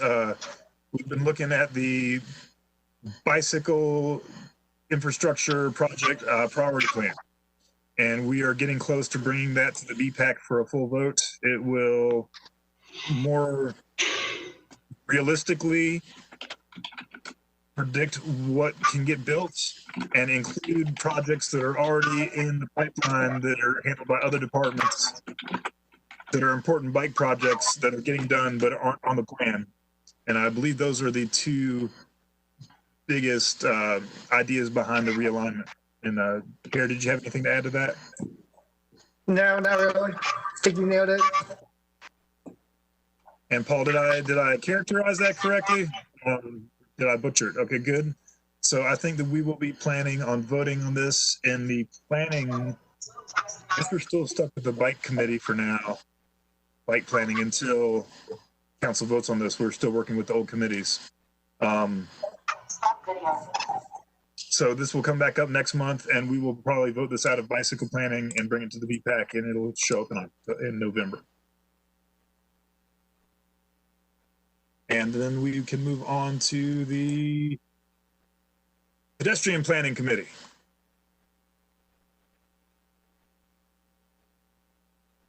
We did not meet this week. I think we're going to roll our unfinished business, which was about construction closures, into our policy committee work.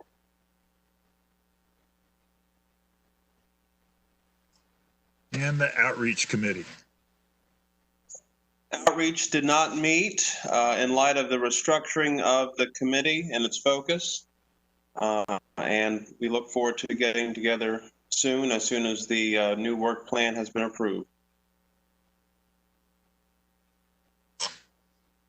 Thank you, committee chairs. Next up on the agenda, we have staff reports. Mr. Lamb, do we have any staff reports today?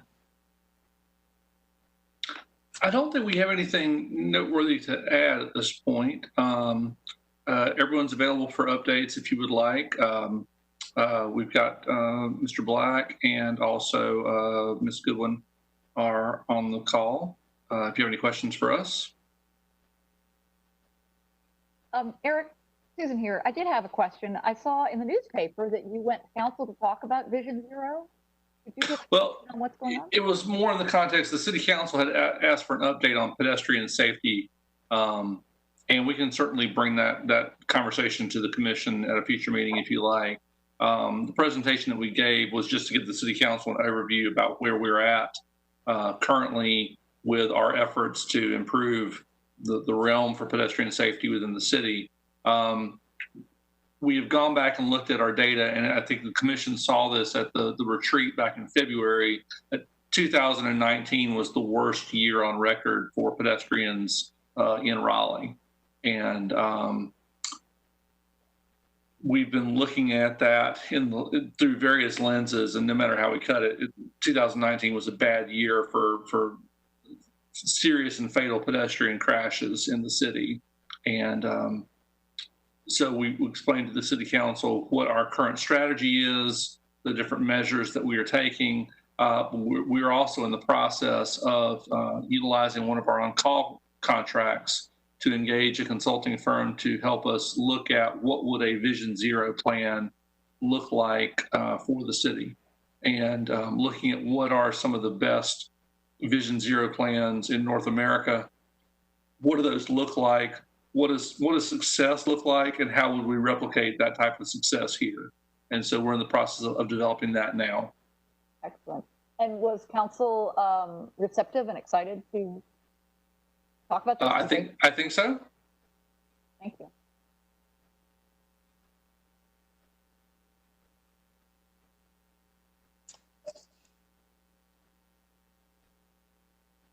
Otherwise, we're happy to give any other updates commission might ask of us.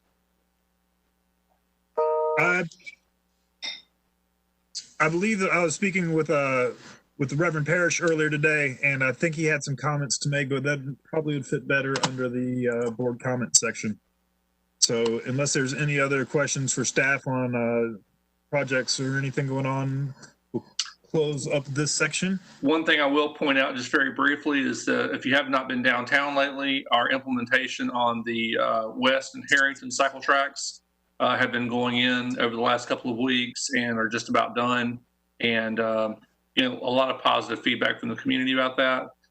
Starting to get some questions from some of the adjacent property owners who did not realize that this was a thing. Suddenly their parking and their loading zones have disappeared. So, but we're working through those as we can. I'll follow that up by saying I've been down there like 3 times. I find excuses to go bike downtown. It's 8:30 p.m., sweetie. I'll see you at 11, and I go downtown, and it's been really fun. The lanes I thought had been really nicely installed. It was about halfway done last time I was there. So one other thing I'll make the commission aware of, and Barbara is also on the call, can answer any questions. We got an approval from the city council at a recent meeting to do a minor expansion of the bike share system. So as many of you know, we've got our 30 stations, 330 bikes as part of the system. 100% of the stations are now installed, and we're closing out the contract with BWegan, who's our system manufacturer and system operator, and NCDOT, who help provide funding for the system. So we're working on closing all that out now, but all 30 stations are in place and operating. We are entering into a public-private partnership with Loden Properties as a local developer to install 2 additional stations. One will be in front of the Longleaf Hotel on Lane Street, and that will be an in-street station that's going in. And then a second station will be installed off of Crabtree Boulevard, and that's as part of Loden Properties redevelopment of the Gateway Plaza. And so that will be an off-street station. So Loden Properties paid for the cost of both those 2 stations and 10 additional bikes to add to our system. So when those stations go in, we will have 32 stations and 340 bikes as part of our inventory. So we're looking forward to bringing those online shortly. Yeah, you sort of answered the question I was going to ask, but I was curious if there was any update on just like numbers and usage of bike share, given like it looked pretty consistent.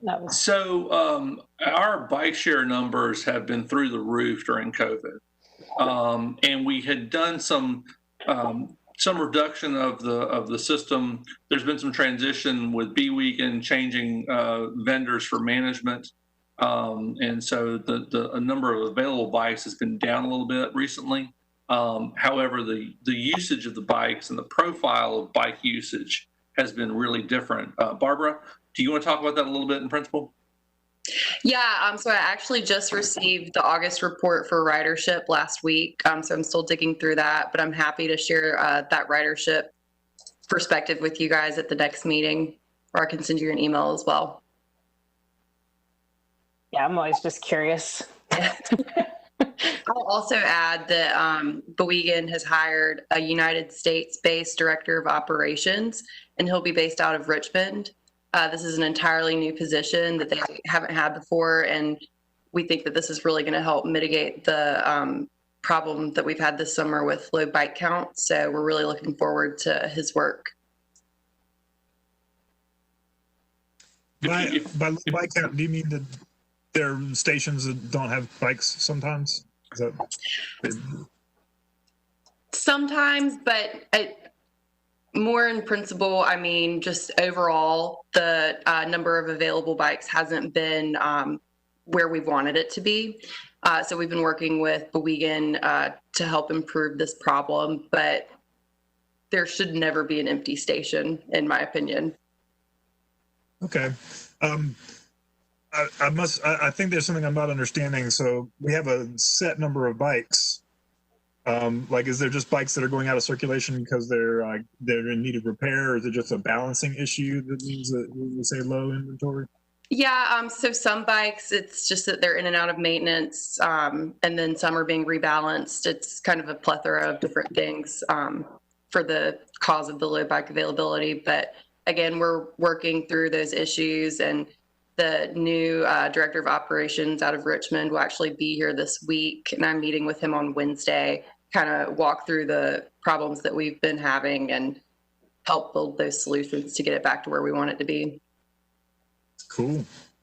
Yeah, when I was out this weekend, I saw one empty bike station, and I saw one family on the Greenway Trail, like 8 people, each with a BWegan bike, city bike, and so like they totally decimated whatever station they came from. They might have had to go to multiple stations to fill that one up. We have heard stories about that. Yeah, I could briefly speak to it as far as I've observed either guests from the food hall or neighbors and residents near the Chavis Way station. You know, they'll walk over and they'll double check to see how many bikes are available. And then they'll bring over a whole crew of friends and family and just take them all out. You know, it's really impressive. We like hearing those stories for sure. That's awesome to hear. Thanks for sharing that, Nick. But one of the things that we have found as far as the rider profile as we've been during the pandemic is that even though the supply of available bicycles has gone down, our ridership numbers have gone up, and the duration of rides that people are taking with the bikes is much longer than what it was pre-COVID. So it points to more recreational usage. People are taking the bikes out longer for escape, clear their heads. So the bikes that we have in circulation are definitely getting used heavily. Yeah, I mean, a lot of that's probably due to the fact that you can't actually buy a bike parts, or anything related to a bike at all right now. And it doesn't look like that's going to change, but also like just kudos to having it up and ready. Like, I know no one anticipated a pandemic, but like what a great resource for the city. Like I think it's really cool. Well, and we had discussions about whether or not we needed to look at taking the system offline during COVID. I'm glad that we did not. It's been very well received by the public. So thank you.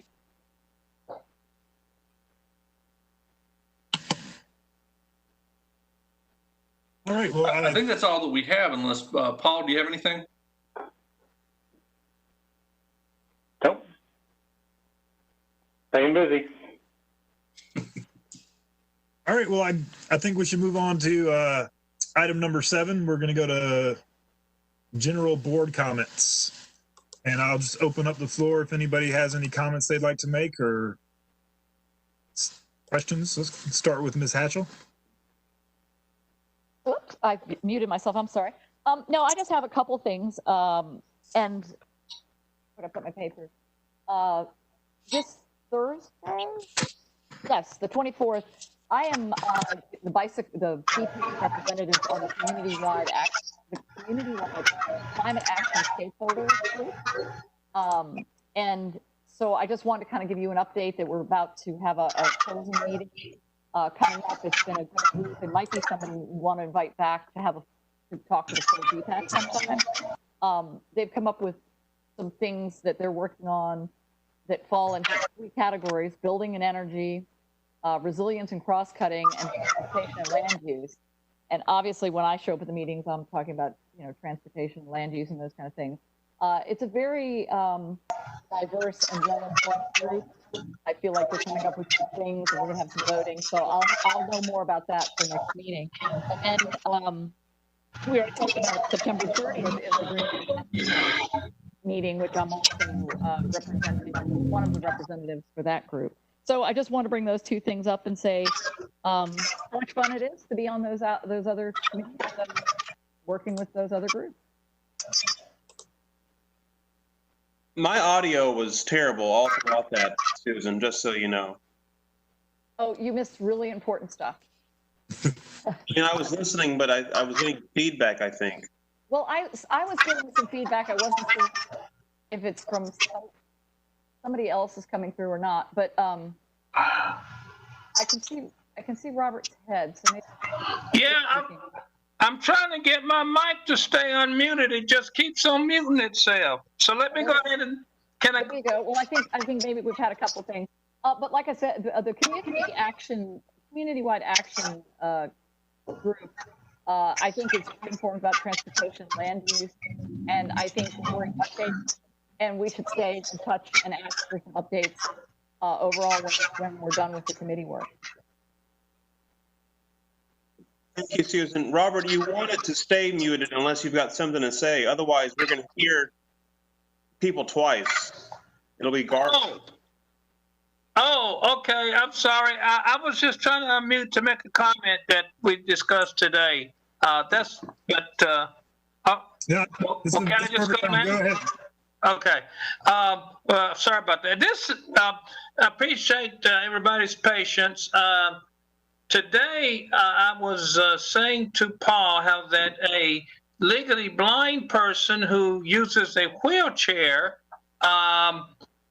made me aware that there are narrow sidewalks in Raleigh, whereby when she's going down the sidewalk, she goes off the side of it and maybe gets your wheel stuck if there's mud or something, or it could cause an accident because there are no tactile strips on the sides of the sidewalk.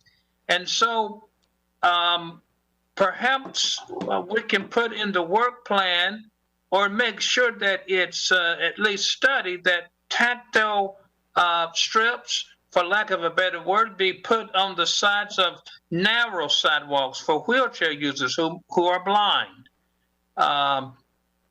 Sometimes he or she could fill those strips with their cane as they could use it with a wheelchair. It's possible, you know, but sometimes the wheel could actually mainly fill the strip. So that was one comment I made to Paul for consideration.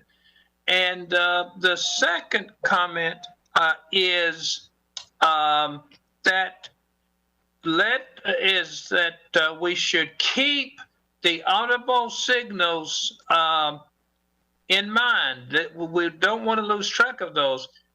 And I hope that the council, along with committees, can work with the North Carolina Department of Transportation to consider when new signals or stoplights are built, that they be automatically equipped with audible signals. I mean, it should be a part of ADA law. I don't know why it isn't, frankly. Maybe it is, but you know, I don't know that for certain. And the number two thing is that existing dangerous intersections or streets that don't have these signals, they need to be looked at so that they can be installed. And the way Federation of the Blind was going to have a safety walk last spring, but as you know, COVID hit, and we're in the process of rescheduling it, whereby we hope to have, I don't know, the mayor and other city officials and people from the blind community and general public to walk with us to specific locations to really give credence to the need for more of these signals to be placed in places that are needed. So Reverend Parrish and I were discussing these issues earlier today, and I urged him to bring this up during the comment section. I thought that it might be appropriate for him to work through his committee and maybe request a report on how the transportation department currently implements ADA regulations. And so what do we do for new development? What's required for new development, and what is our plans for rehabbing existing infrastructure? I didn't know if that would be something the staff would have the capacity to take on at some point. We'd be happy to bring it back to a future meeting. And then I thought that the walk, a walk audit might be a good thing for the outreach committee to look into. So I might beg of Nick to see if he could put that on his agenda at some point. Yeah, and Mr. Black can give an update on some of the walk audits that were done pre-COVID. And Paul, you talk about that? Yeah, we had a number of things. I mean, as I think through a lot of crosswalk pieces, and I'm getting that weird feedback too. I know that part of the bicycle. Yeah, I keep getting the loop. Is everybody else getting that too? Reverend Parrish, would you mind muting your microphone, please? I think that might be you. I'm sorry. All right, and now I got totally distracted. What was I talking about? Sidewalks. So I know that doing crosswalk pieces as part of the North-South Connector, we've been going back through, we've been looking at policies around the crosswalk pieces of it in terms of the tactile piece and the audible signals piece.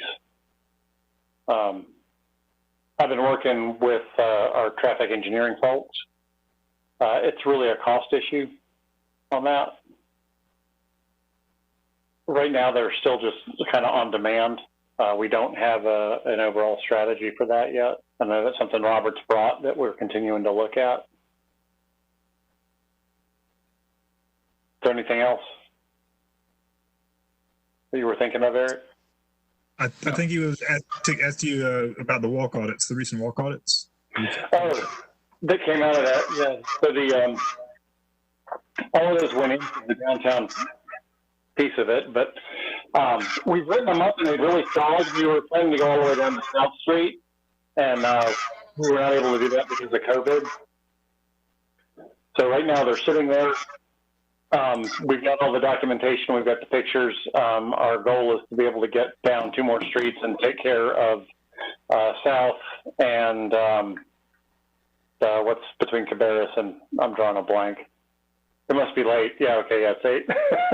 Lenore. Lenore, thank you. We're looking at doing those last 2 streets and then packaging it up, putting it in the same format as the appendix that the state document is going to release. So theoretically, it could become an addendum to the state plan. Is there an, is that plan include a plan to tackle those deficiencies? In some cases, yes. A lot of it, again, was focused around the stuff in the northern end, around some very specific crossings. But there is an action plan for a couple of specific strategies, including some potential speed tables. We'll see if those happen. I know that they're being talked about now, not by us, but by the engineer folks that have to implement. I'm watching that one in particular just because it's not something we have done a lot of. I'd love to see us try it. See how it Oh, the heat must have just kicked on, blowing out all the dust.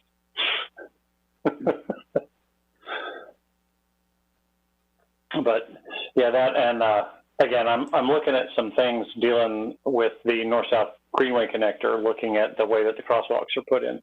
And if people see me looking sideways, I've got you guys on another monitor from where the camera is, so I apologize if it seems odd.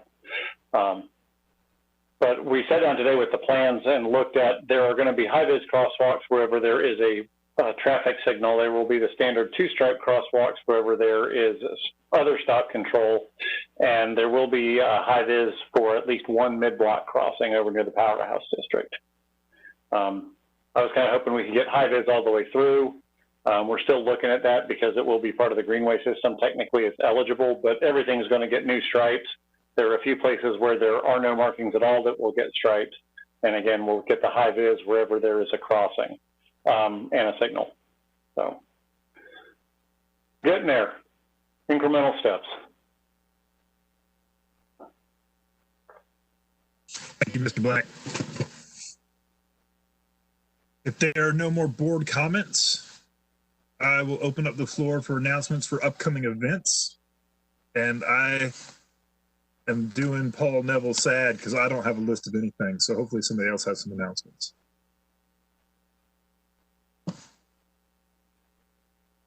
Nothing happens in the COVID world. There actually is going to be a MS virtual ride. Lots of small groups all over the country doing a virtual MS ride. I know my bike team is doing a small socially distanced event. There's going to be probably about 26 of us, but we're going to space out into groups of 6. But we're joining teams all over the country that'll be doing that. That's the only event I know of that's actually taking place other than virtual stuff. This is a much smaller scale, but our elementary school is trying to figure out how to do a virtual walk to school day. So if you guys, we'll be reaching out to the walk to school coordinators, but if you all hear stuff from around the neighborhood or other kids' schools, let us know. We're trying to keep these kids active and connected safely. And celebrate that they're going to be able to use that awesome path one day. Miss Allie, if you don't mind, if they schedule something, please let us know so we can add that to our calendar of events. Absolutely. Miss Allie? Yes, sir. You know, I wonder if the schools would consider just expanding it into a full-on week of sort of celebrating walking to school. Yep. And then maybe you encourage the parents to just sort of take a photo and share that, you know, obviously through social media. But, you know, you just sort of set aside a large amount of time for people to just do this, to kind of, who knows, they're probably doing it already. or, whatever. But I think that what we're trying to avoid is congregation of large groups, right? But, obviously if a few people, a few parents get together and walk with their kids to school, that's not gonna, be the end of the world. Yeah, I think it's probably going to be over like a week or a month, coordinated with the PE teachers. So trying to get the kids moving, and also celebrating that we'll be back in our building downtown and have an awesome pathway that our staff pushed so hard for. So a safe route to school. Yeah. So a lot to celebrate, even if we have to do it differently. Yeah. Well, I guess I just was making a pitch on at least one approach at trying to, what you're trying to do is create a shared experience, right? And safely. Yep. So let all the kids and families walk whenever they can walk, but then they document it and share it. And who knows? I mean, that could encourage something else down the road, but it's just an idea, just a thought, That's great. Thank you. Yeah, I love it. I'd love to participate. I actually ended up on behalf of BPAC participating in Hunter Elementary School Walk to School Day. Had a great time. Gosh, I could tell some stories about that day. That morning was crazy. Anyways, that's enough for me. And Mr. Chair, I did get a note from one of our staff members from B-Person that the League of American Cyclists, we collaborate with them from time to time on doing league certified instructor training. They've got a seminar that is tentatively scheduled for November 10th. Is that the beginner? Is that the first course that you have to take to do this? The Bike 101, I don't know. Paul, do you happen to know? It is not. You have to have taken the Bike 101 already.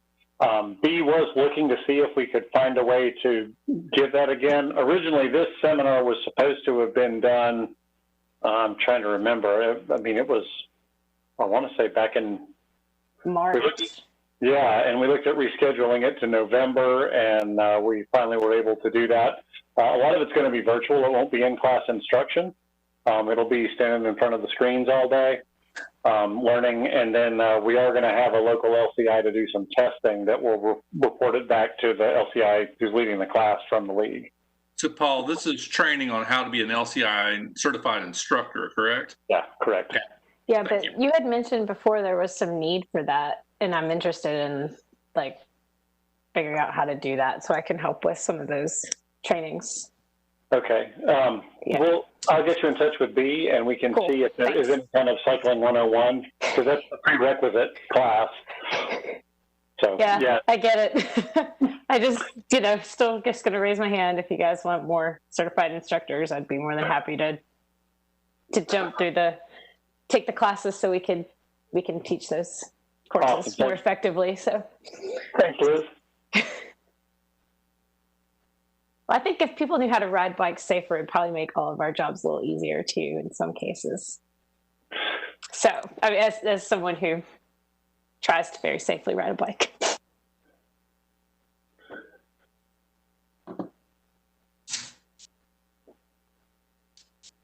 Do we have any more upcoming events? All right, well, moving on, we were going to go to the confirmation of the next BPAC meeting. The next BPAC meeting will be Monday, October 19th at 6 p.m.